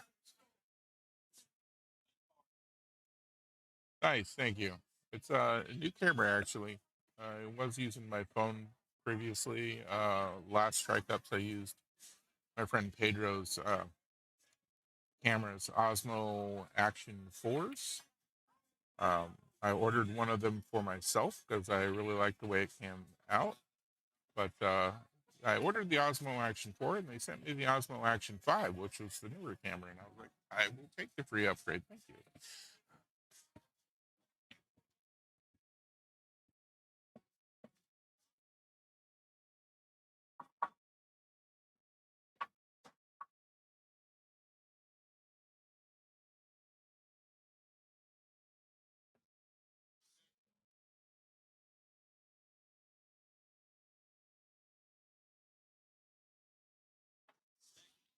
Nicely done on that.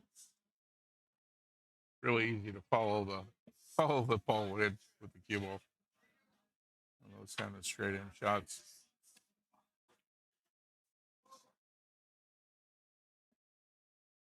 Well, Joe was trying to break that up. Missed the entire group, and that's a big group of balls to miss. I'm actually zoomed in. It's the Osmo Action 5 is a really wide angle camera. And so I've zoomed this in nearly double. It's a fixed lens. So in order to zoom it in, I have to do it in software. And this is zoomed in quite a bit from where it normally would be.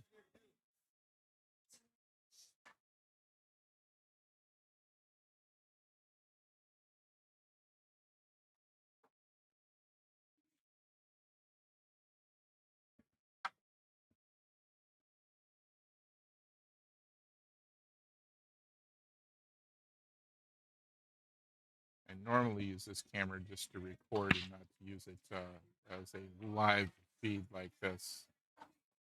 And it's actually even higher resolution when you're doing recording. In a live feed, it'll do high def, 1920 by 1080 pixels. In recording, it'll do 4K, which is super, super clear.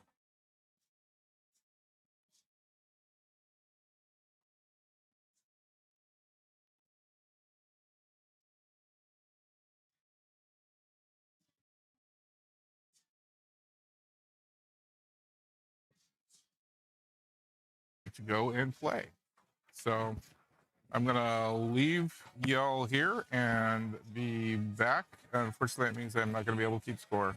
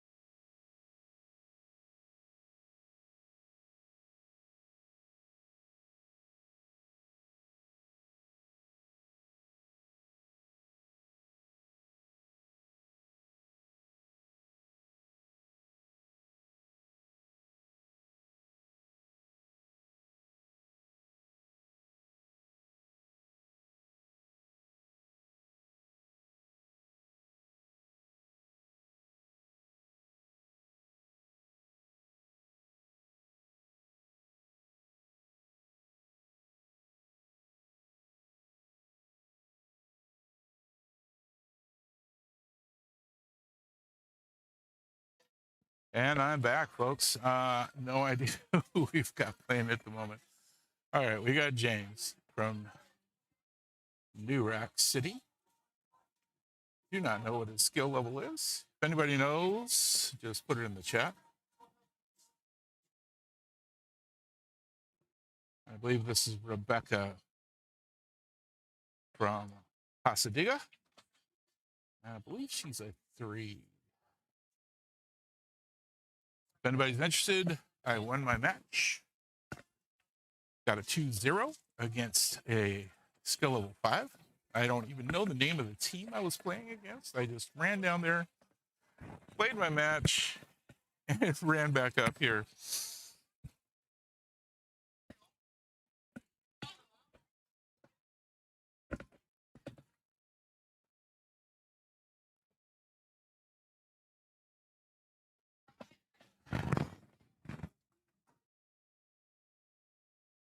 Weird that my software keeps disconnecting from the chat, so I might have missed a few things on the chat.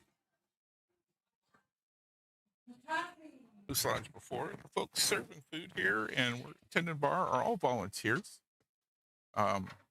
So don't give them any more work than you have to. They're this is a great venue for us, and we really want them to keep inviting us back to use it. So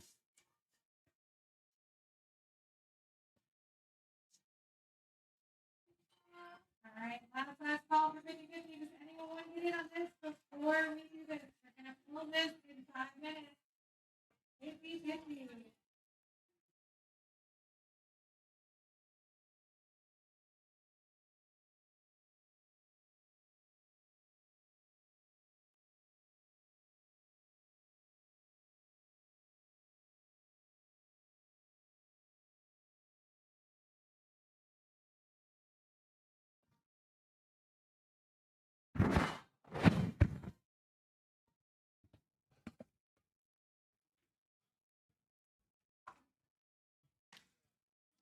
I've played against Rebecca before, only a couple of times. Great straight shooter. She's really got, if she's got something lined up, she's going to make it, just like that.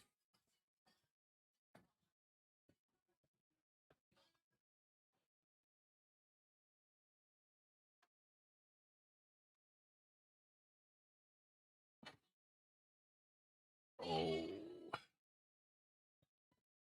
well, she's got a shot on the 14 at least still, but not a great one.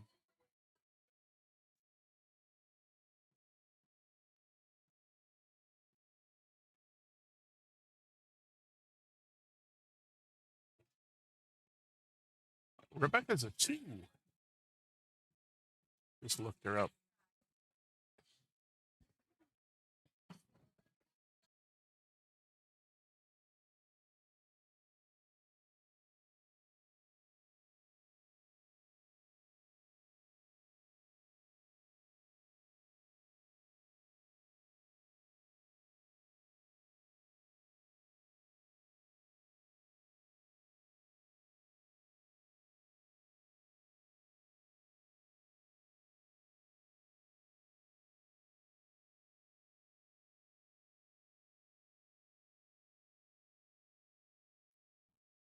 All right.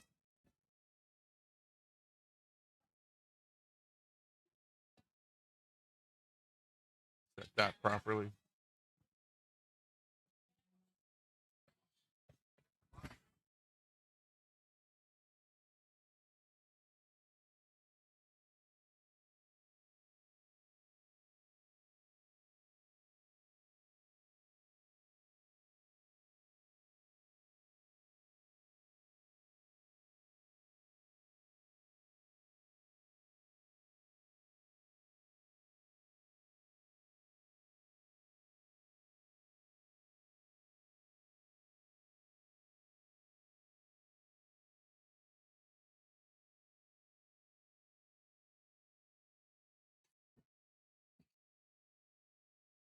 All right. So thanks to Ronnie McNish, he went and updated me New Rack City has got 5 match points for Hasadiga. It's got 2. This is a 3-2 race between James and Rebecca. James has got 1 already. And Rebecca's looking for her first point on the table. Just about got that one in the corner.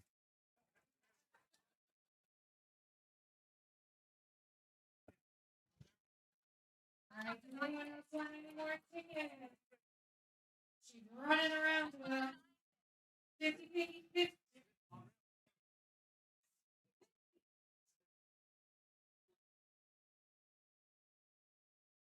Okay. The lady in the green. Gotcha.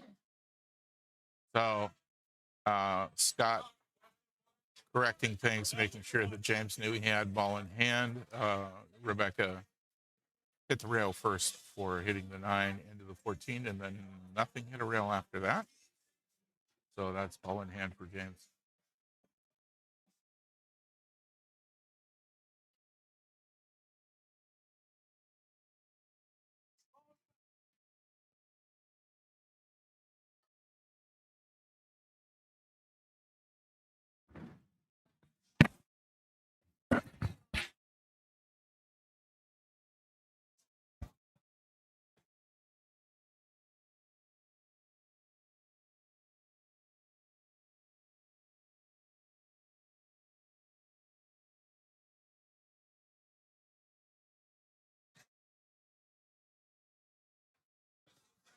All right, James on the 4. He should be able to get down to the 8. Hopefully on this side of the table. Oh, not on this side of the table. Okay. Oh, I think I'd go for a bank all the way back down. The problem is no, that's a good choice too. All right. It's a hard cut to get back that way. But he's got both the 9 and the 14 to keep him from scratching. But the odds of that going in are not good. And then he's going to leave the cue ball.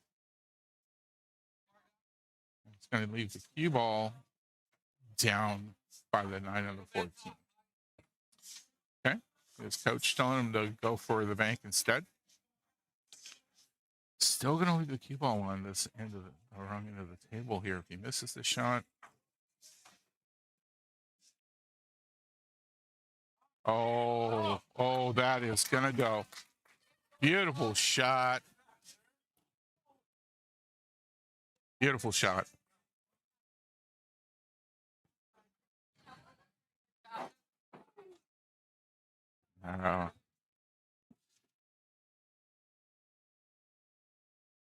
Great shot. Great shot. All right. If James gets this one, that will be enough to finish up the match.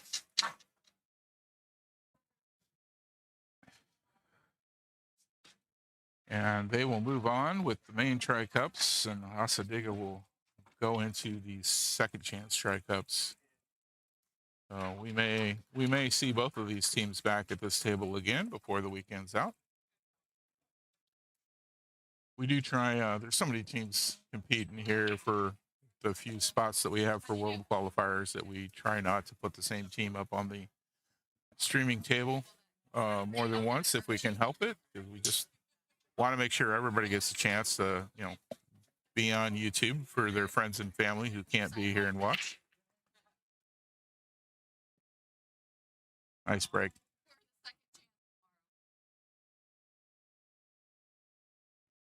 Dry break, though, looks like.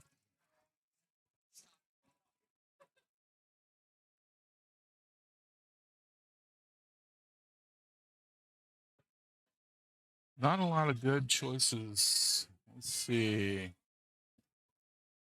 She might be able to get the 14 all the way down. Looks like she's going to try and go for the 12.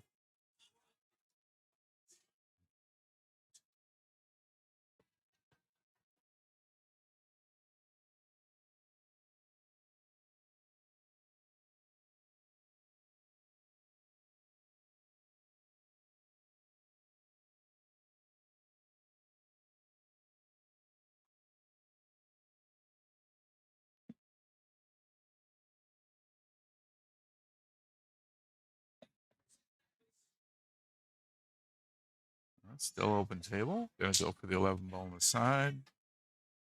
Nice shot.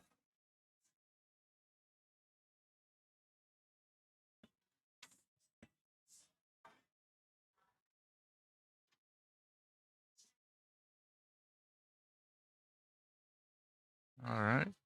Didn't get the angle on that one though. Did not leave Rebecca much to shoot at. 2 all the way down, possibly. Could go for the 1. Not an easy angle being that close to the 1 ball. I'm just going to go for it. I'd almost try and cut this into the side here, but oh, almost got it. Almost got it. Almost there.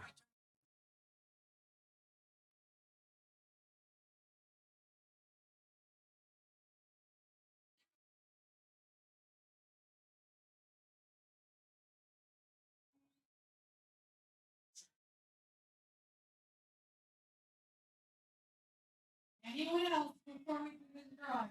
Last call. People keep coming out. We're over here in the corner. 50-50. Nice shot. Gets one of his own. One of Rebecca's in. And gets right on to the next ball.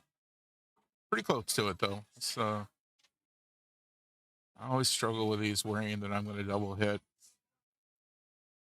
The 12 ball there up on the rail.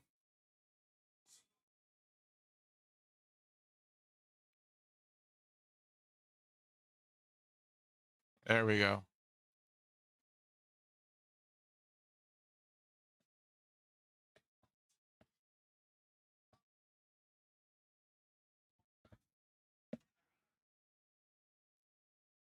Just put a little top on this so he avoids the scratch on the side. Oh, just missed the angle. Well, Rebecca's got a couple of options here. I'd go with the 2 ball. 7's middle of the table. Plenty of options to put that in. 2 ball up against the rail. I would take that one out. She's going to have to go for the 2 now. If she shoots at the 5, she's going to hit the 8. Don't need that moving around. And doesn't quite hit that 2 angle.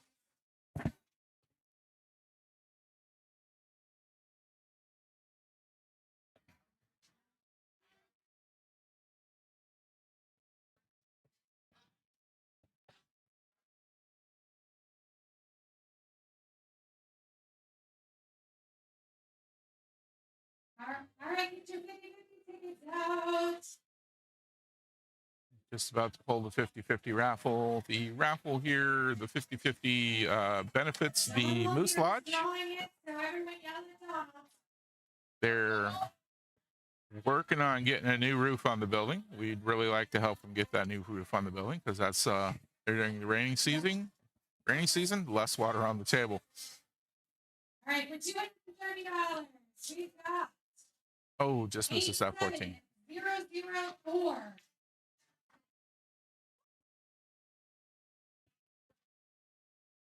All right. 87004. If Rebecca can catch the side of that 4 ball, that 4-6 combo's just about wired. I mean, it's a risky shot. 2 ball here down the rail, much easier. Still not an easy shot, but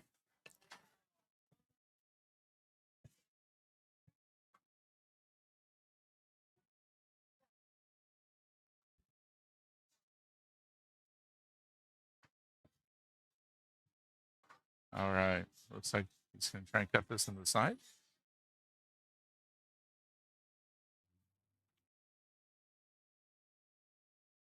So, nope, all the way down. Who else has some tickets? Oh, didn't go. 87004.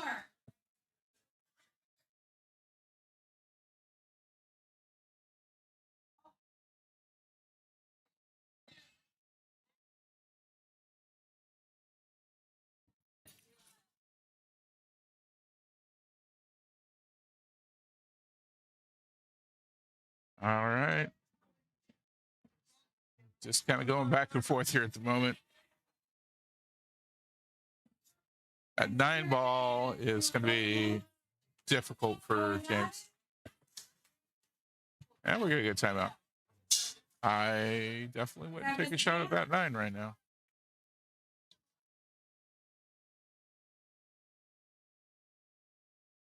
All right.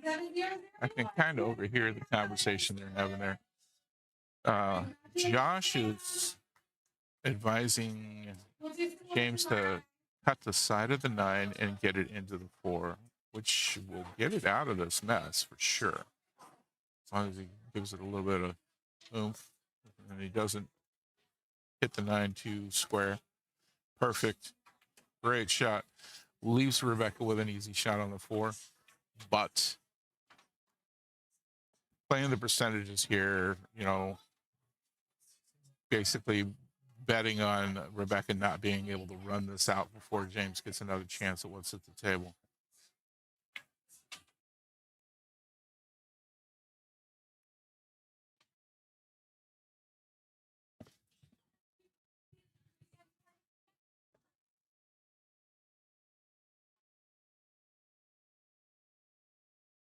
I'd definitely leave the 14 right where it is. I would probably take a shot on the 15 into the side right now.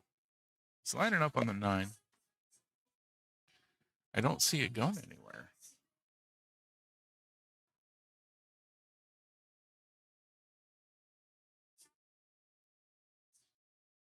More of a defensive shot there. Once again, trying to just at this point, James is going with the strategy of getting his balls into a position where once he has things positioned, he can put them away.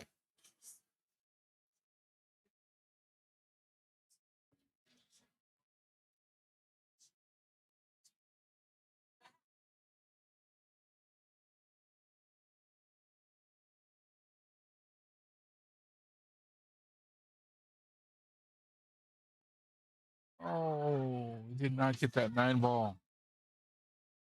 Would have been perfectly onto the 14 from there. Bounce out from that to get to the 15. But Rebecca's turn now. I don't really like this shot she's about to take. I'm worried about the 8 ball.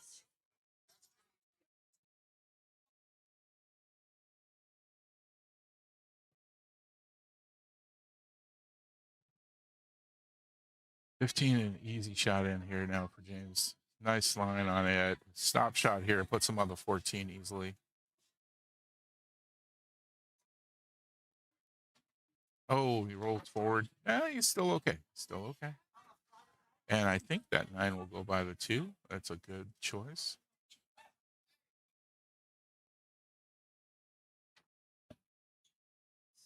Even if he doesn't get it in. Oh, cleared out the pocket at least. Okay, not bad. Workable.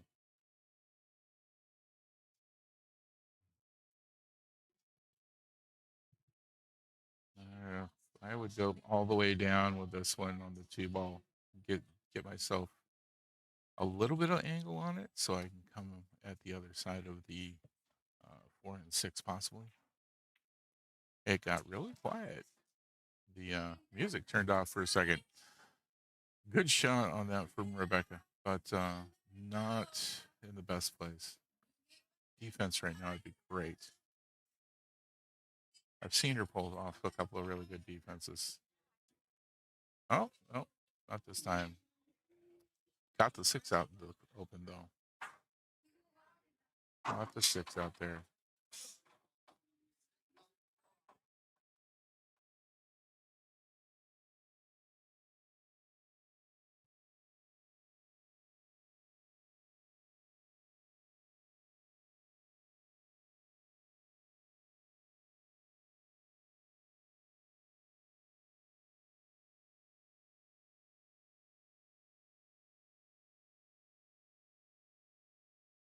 Well, I mean, he doesn't have a great shot on the 9 unless he goes for a bank, but the 8 ball's kind of in the way. I would definitely go for the 14 here and try and get into a better position for the 9.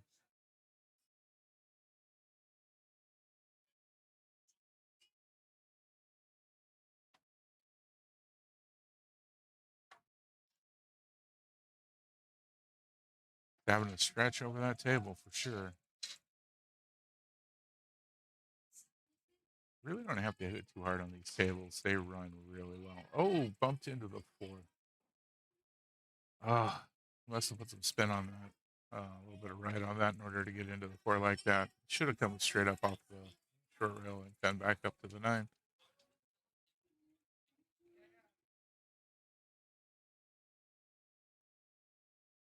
Oh, oh, oh. Woo! The 8-ball stayed on the table. Wow. Oh. Oh, that was a little excitement. Yeah, both benches over there for both teams getting a little excited about that shot.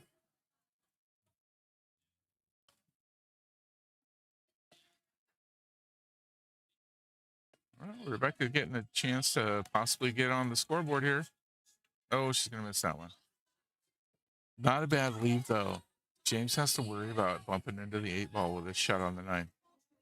If he tries to cut it to the side, that's a real good chance that it's going to go down to that corner. He should try and bank it, but not back to the side pocket where he's at. Should go for that corner bank. He still has to worry about a scratch. And there's the scratch we were worried about. Oh, Rebecca with a really good shot at this thing now. I would definitely go with the 4-ball. It's down on the short rail here. Nice shot on that, or maybe a little bit of angle. And up to the 6.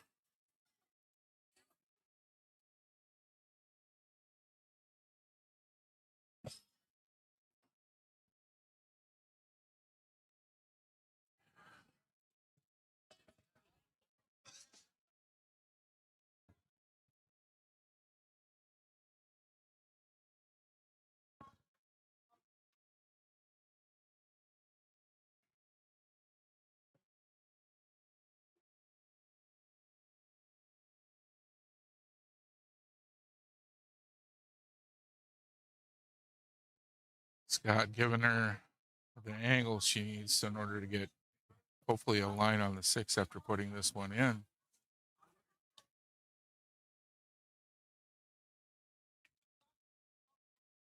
And it goes. All right.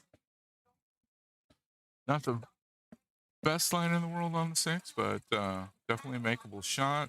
Long shot up the table. Oh, just about went. Just about went. Okay. Well, leaves a shot on the 9 for James. I'll take this out of here. Got it.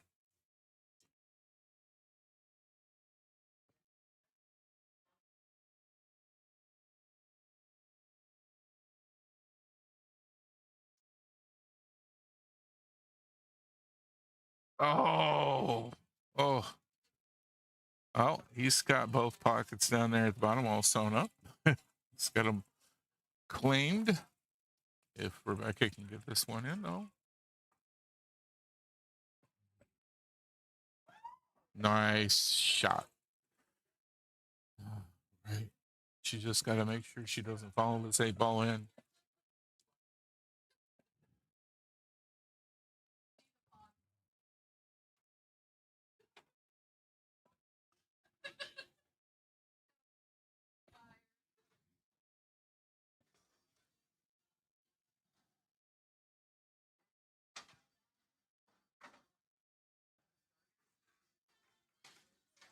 There we go. Great job. All right. We now have ourselves a hill match. This will be the last rack of the night. If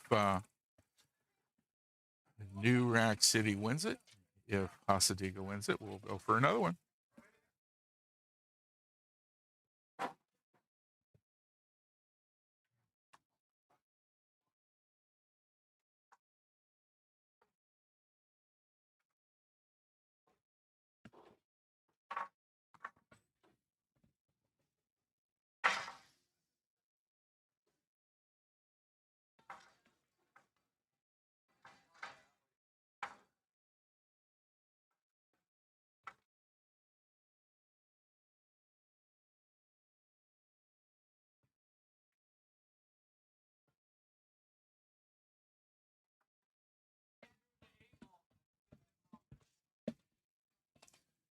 All right, last track of this little matchup.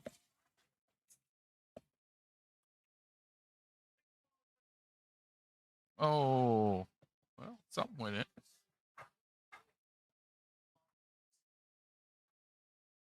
She got a solid on that break, so unfortunately, she's not really lined up on solids for another shot on them. She can hit the 2, she can hit the 5 with the 7, but getting it into a pocket's not going to be so easy. The 7 might go up past the 12 there, up to the far right corner.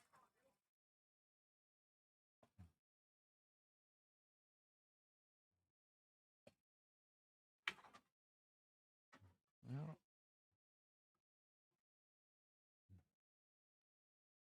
I bring James to the table. Okay. A lot of stuff clustered around that 8 ball that he's going to have to work with.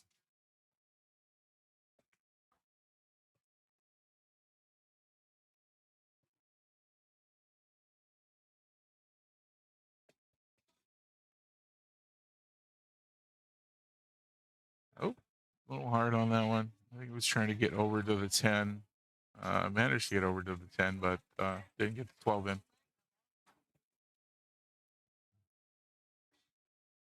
And Rebecca's going to have to try and bridge over top of that 10 ball. 7 ball's a fairly decent shot into that side pocket, but awkward cueing. Not easy. Not easy to bridge over top of the ball.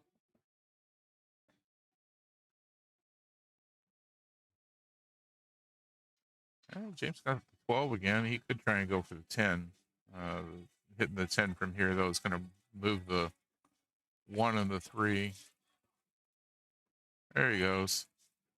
Did not get the angle he wants on the 10, though. I like the 13 from here.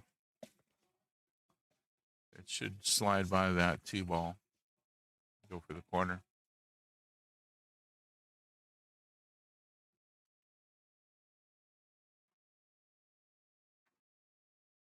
Oh, good job trying to move that cluster out from around the 8 ball. That's a good choice at this point. Get those problem areas cleared out early for yourself.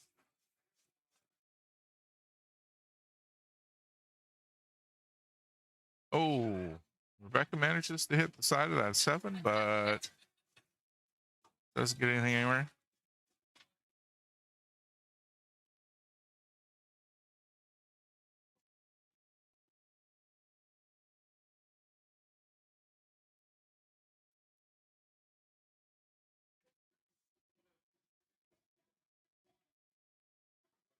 Nice shot on the 10.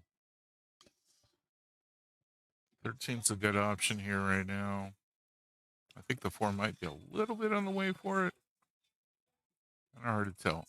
Other option, of course, is to continue to move stuff away from the 8 ball. Just hit that 9. Just clip the side of it. And he does.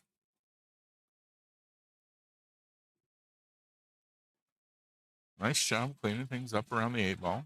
Still a little bit clustered, but a lot easier to work with his stripes now.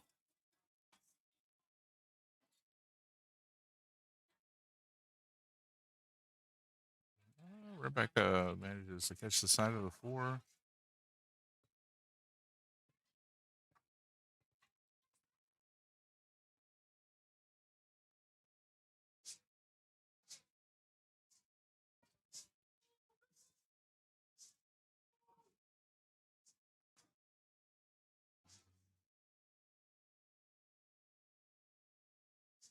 Oh, just not quite. Oh, almost a scratch. Not quite. There we go.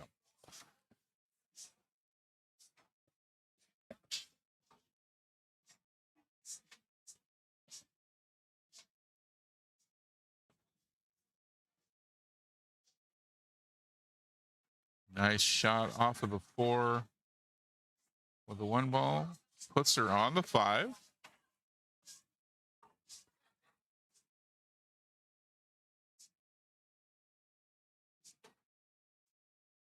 Well done. Just needs to keep moving around. 3-ball, I think, right now. Like the angle on the 3. It looks like she's going to go for the 4 instead. Nope, wait for the 7.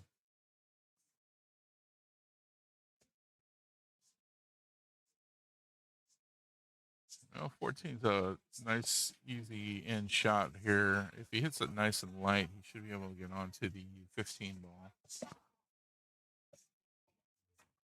Other option is to shoot right into that 9-10 and try and get the 9 into the corner. And further moving those stripes away from that 8 ball.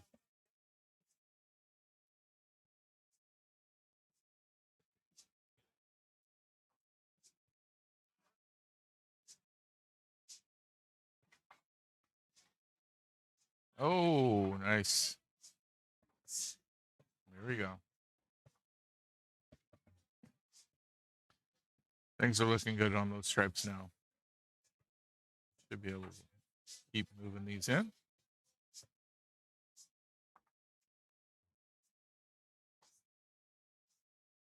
I don't think that's where he wanted to go with the cue ball.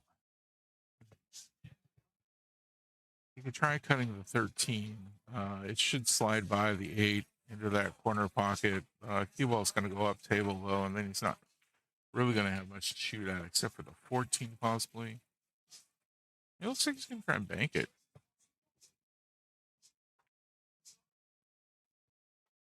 Oh, beautiful bank shot.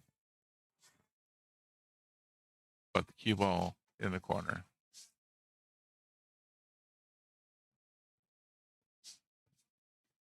Now, some people just seem like they make banks effortlessly. It has always been difficult for me. I have a hard time with bank shots. I just do. Give me a cut shot. Give me a really difficult cut shot over a bank almost any day of the week.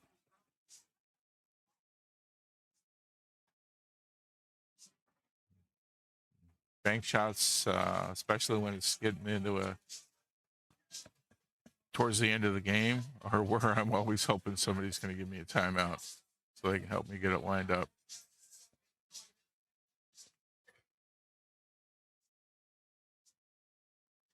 Oh, come on now.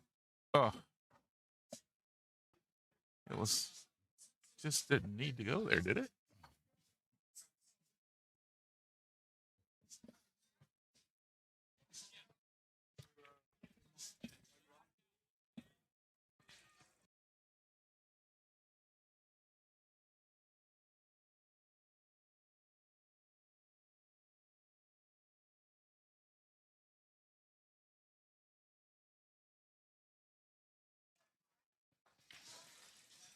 All right. Down on the 14 here. If he takes it nice and easy, your stop shot's it. Perfect. I'd hit this with a little bit of high right to come back around on the 8 ball for the same pocket, hopefully. Oh, I mean, that works. Gonna go for the side. I'd be a little bit worried about the scratch here. Don't know if he's gonna time out.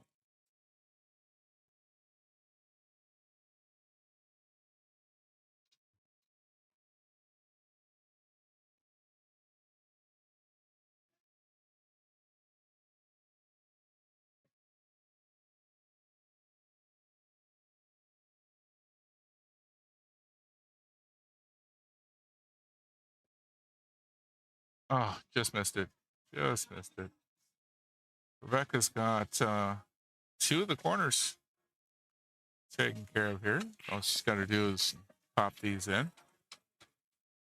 Should go 7 ball, 3 ball, 2 ball. Oh, missed it. Just missed it. Gonna leave a James asking if he's got a timeout. All right. Gonna give him one.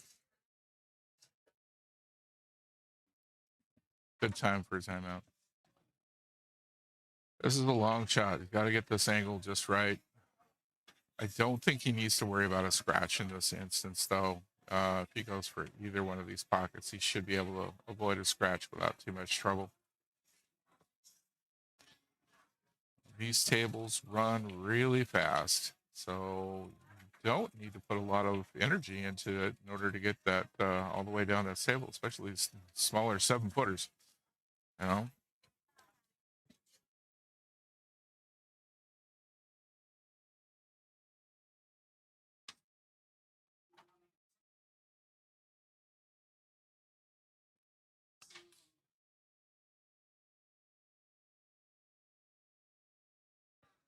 Yeah, not quite on that angle. Oh no. Stay away from there. Oof. Ooh. Trying to get that 8-ball in the wrong pocket.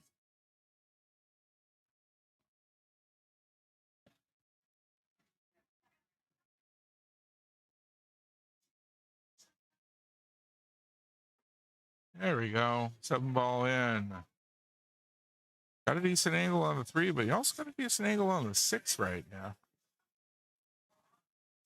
2-ball, excuse me, not the 6. Scott gonna give her a timeout.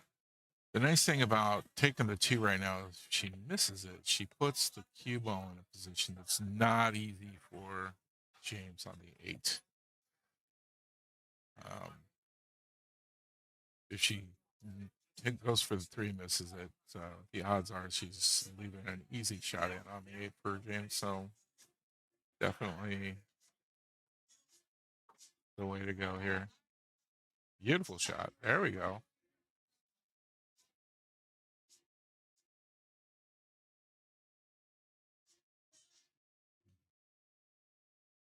Just gentle on this one. Oh, misses it. Oh. Whew.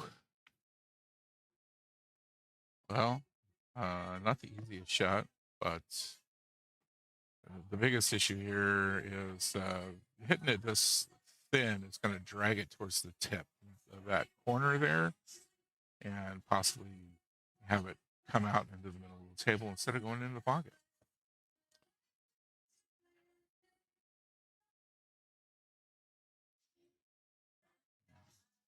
Trying to do a bank shot or a kick shot on this, you got to worry about scratching and missing the air ball completely, of course.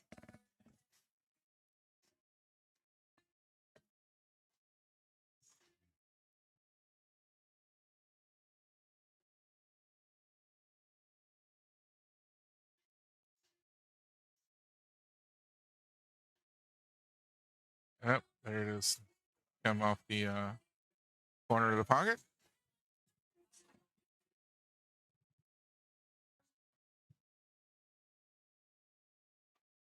I would definitely cut this into the side pocket.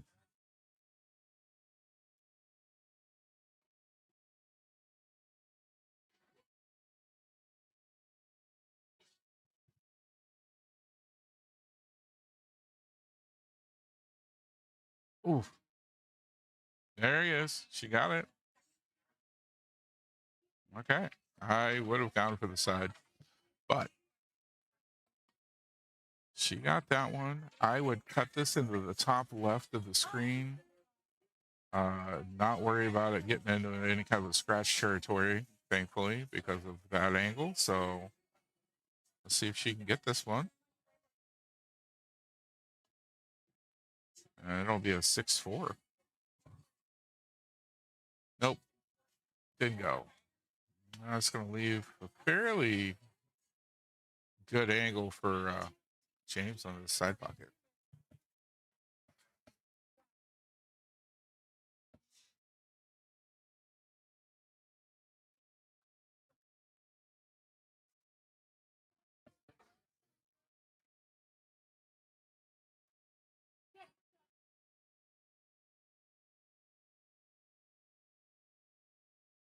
Oh, right on the corner. Woo.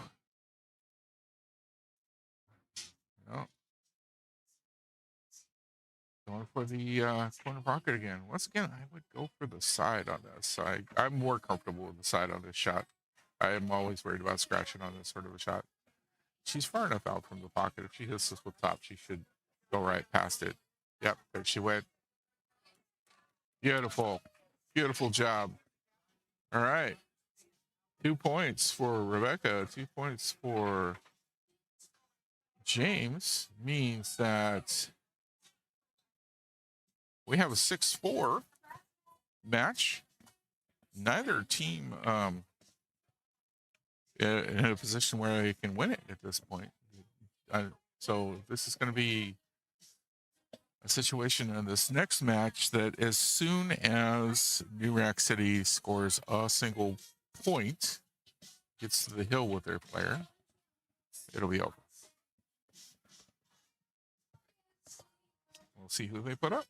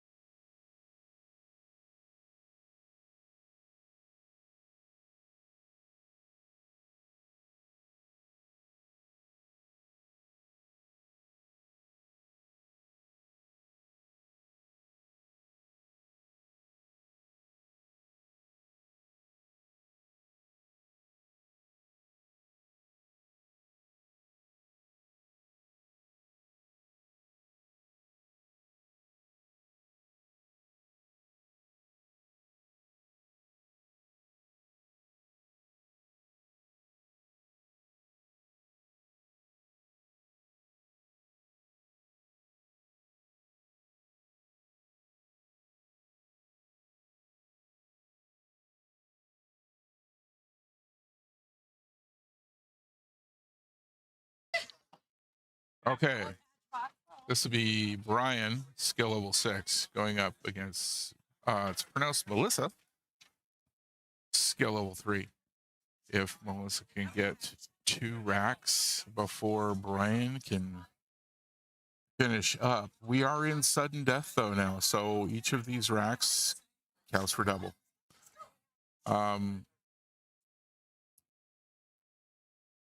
Melissa gets 1. That'll tie it up 6-6. If Brian gets the first rack, it's over.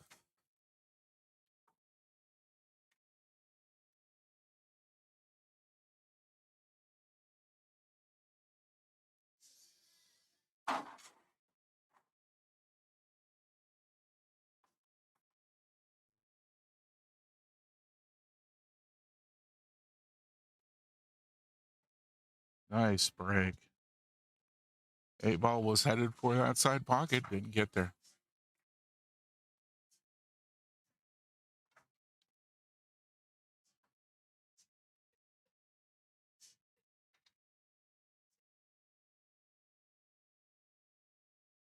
Looks like he's going to be working with stripes. Only 6 of those left up on the table.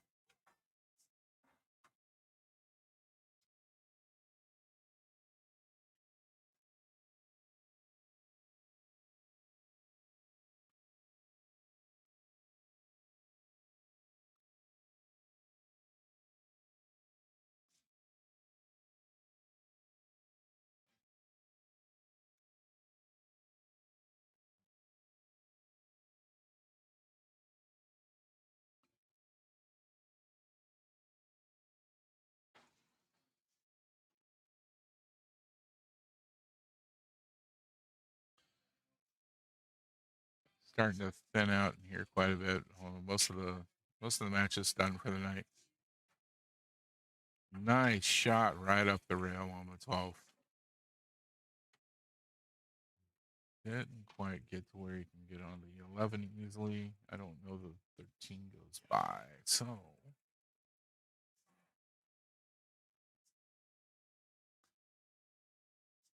15, not easy. Looks like he probably is going to want to shoot for the 10 here. Up near the top side pocket there.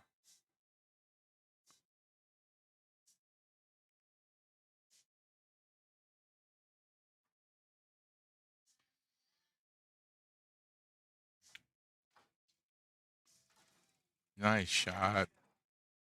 Beautiful shot on that.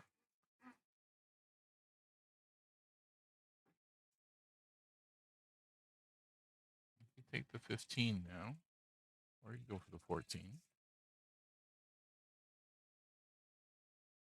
Really concentrating on his game here. Being in sudden death, he knows that if he can manage to win this rack, we can call it a night.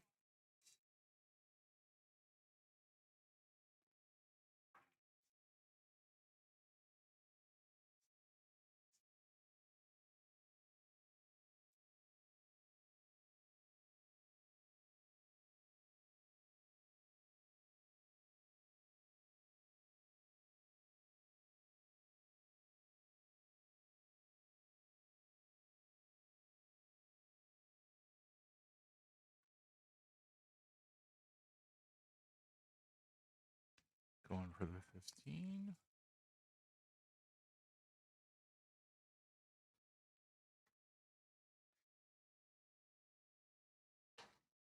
Beautiful shot. There we go. Not sure if the 13 will go by that 6 there. If he could, that'd be a really great shot to do right now. I don't think it clears the 6. Going after the 14, though, isn't easy to get back down to the 13 and the 11 here.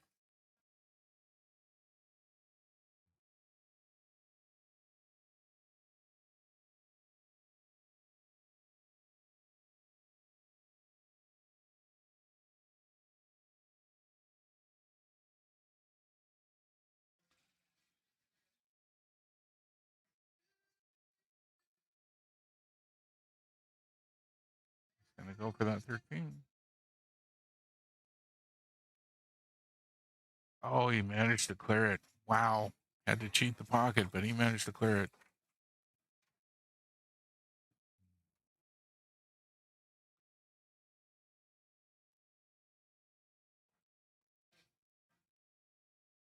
Oh, coach going for timeout here.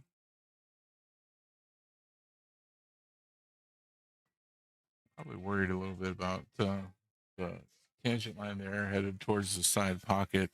He wants to get up in that area for the shot on the 14. And then the shot on the 14, oof, where the 8 ball is sitting right now.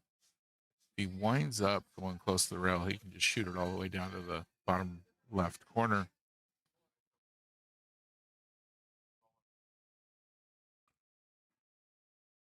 He doesn't have a really good shot on the 14 where he's at, so he's got to shoot on the 11. But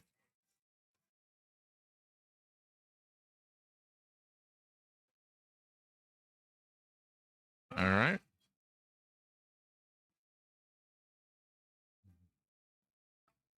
Lining up that 11 ball for the corner.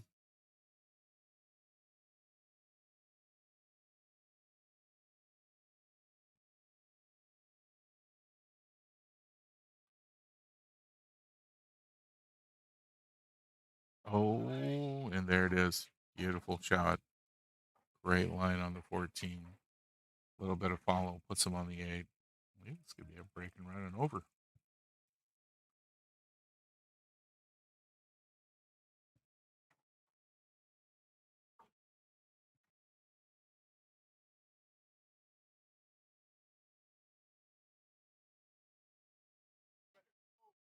Oh, oh, oh. Got himself on the 8 too. Just,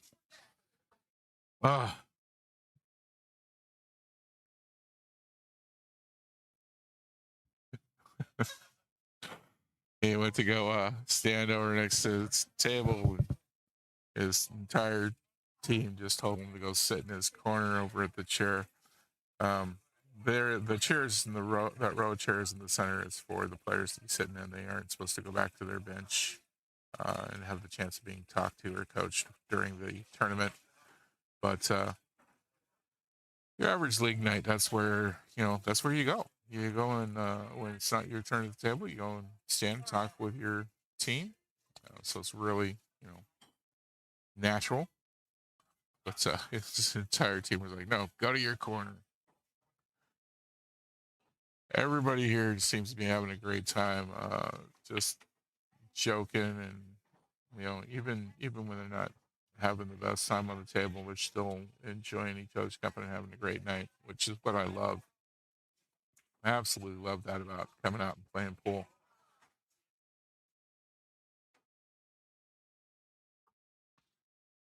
Well, I think the one might be at least a little bit in the way here.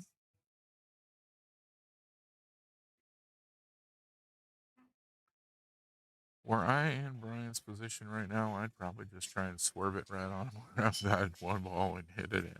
Just, oh.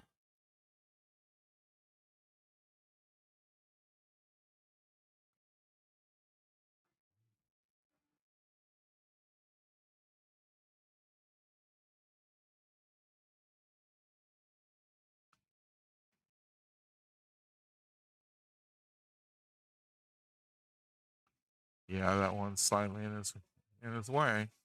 I think he can see a little bit of it, but he can only looks like he can only see enough of it to easily think that he's going to get into the corner.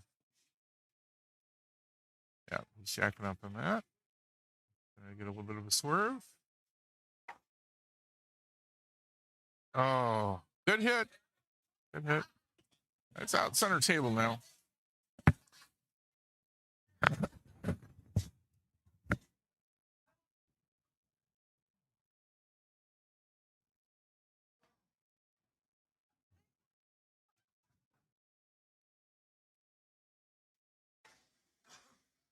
Looks like there's only 3 matches still going. Table 1 here, table 7's going, and table 5. Everybody else is called it a night.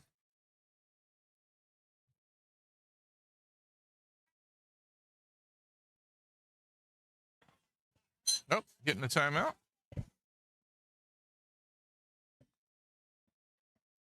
Definitely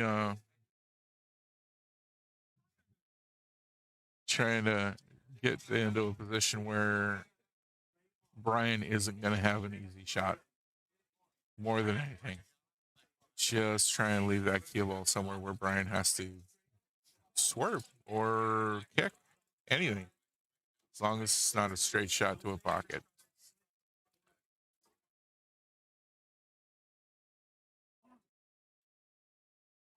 That may have come out around the one a little bit.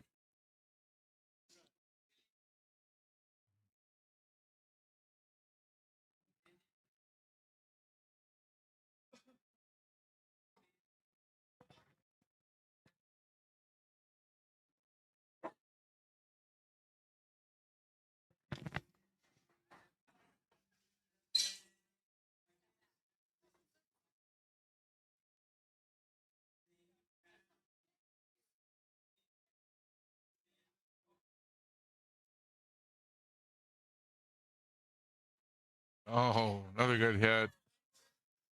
Just didn't have a good angle.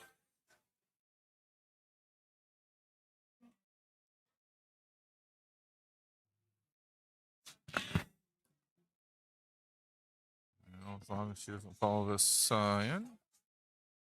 Perfect. There we go. Come back. Oh, not a great angle on the one. Didn't have to worry too much about it. There we go. That 3 ball is going to give her trouble. But, oh, beautiful shot. No.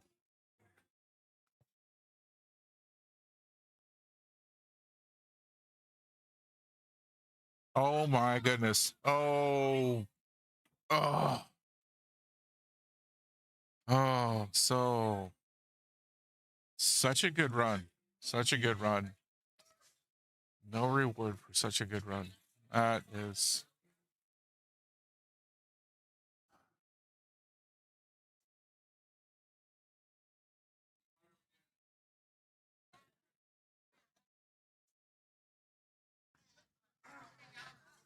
beautiful run by Melissa there. But it's just too bad she got that scratch. That she would have been in a decent shot for the 8 ball. from where that she would have landed, but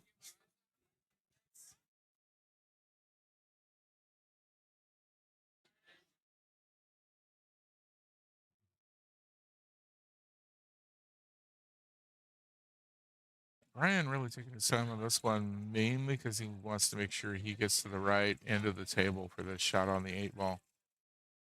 Should be able to come up if you know, probably put a little top right on this to come around a couple of rails. Be my try at it. This little top right, come off the top rail, hit the closest side rail here, and then down table for a good angle on the 8 into the side. Instead, he's gonna look like he's gonna rely on draw. Now I got a lot more draw out of the table than I am used to. When nope, he didn't go for draw. He's just gonna go for a shot all the way down. There we go. Yeah, I normally when I play at Mad Hippo, I try and get a shot with draw, and I might get a little. Got draw on a shot today that was nearly full table, all the way back to, and not where I was trying to go. These tables draw pretty well.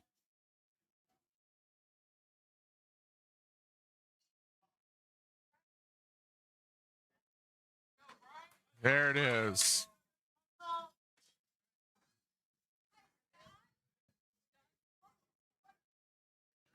That should be worth 2 points. And that will mean that New Rack City wins tonight. Hasadiga will go to our second chance Tri Cups. Thanks for joining us, everybody. Really appreciate you coming out and watching the stream tonight.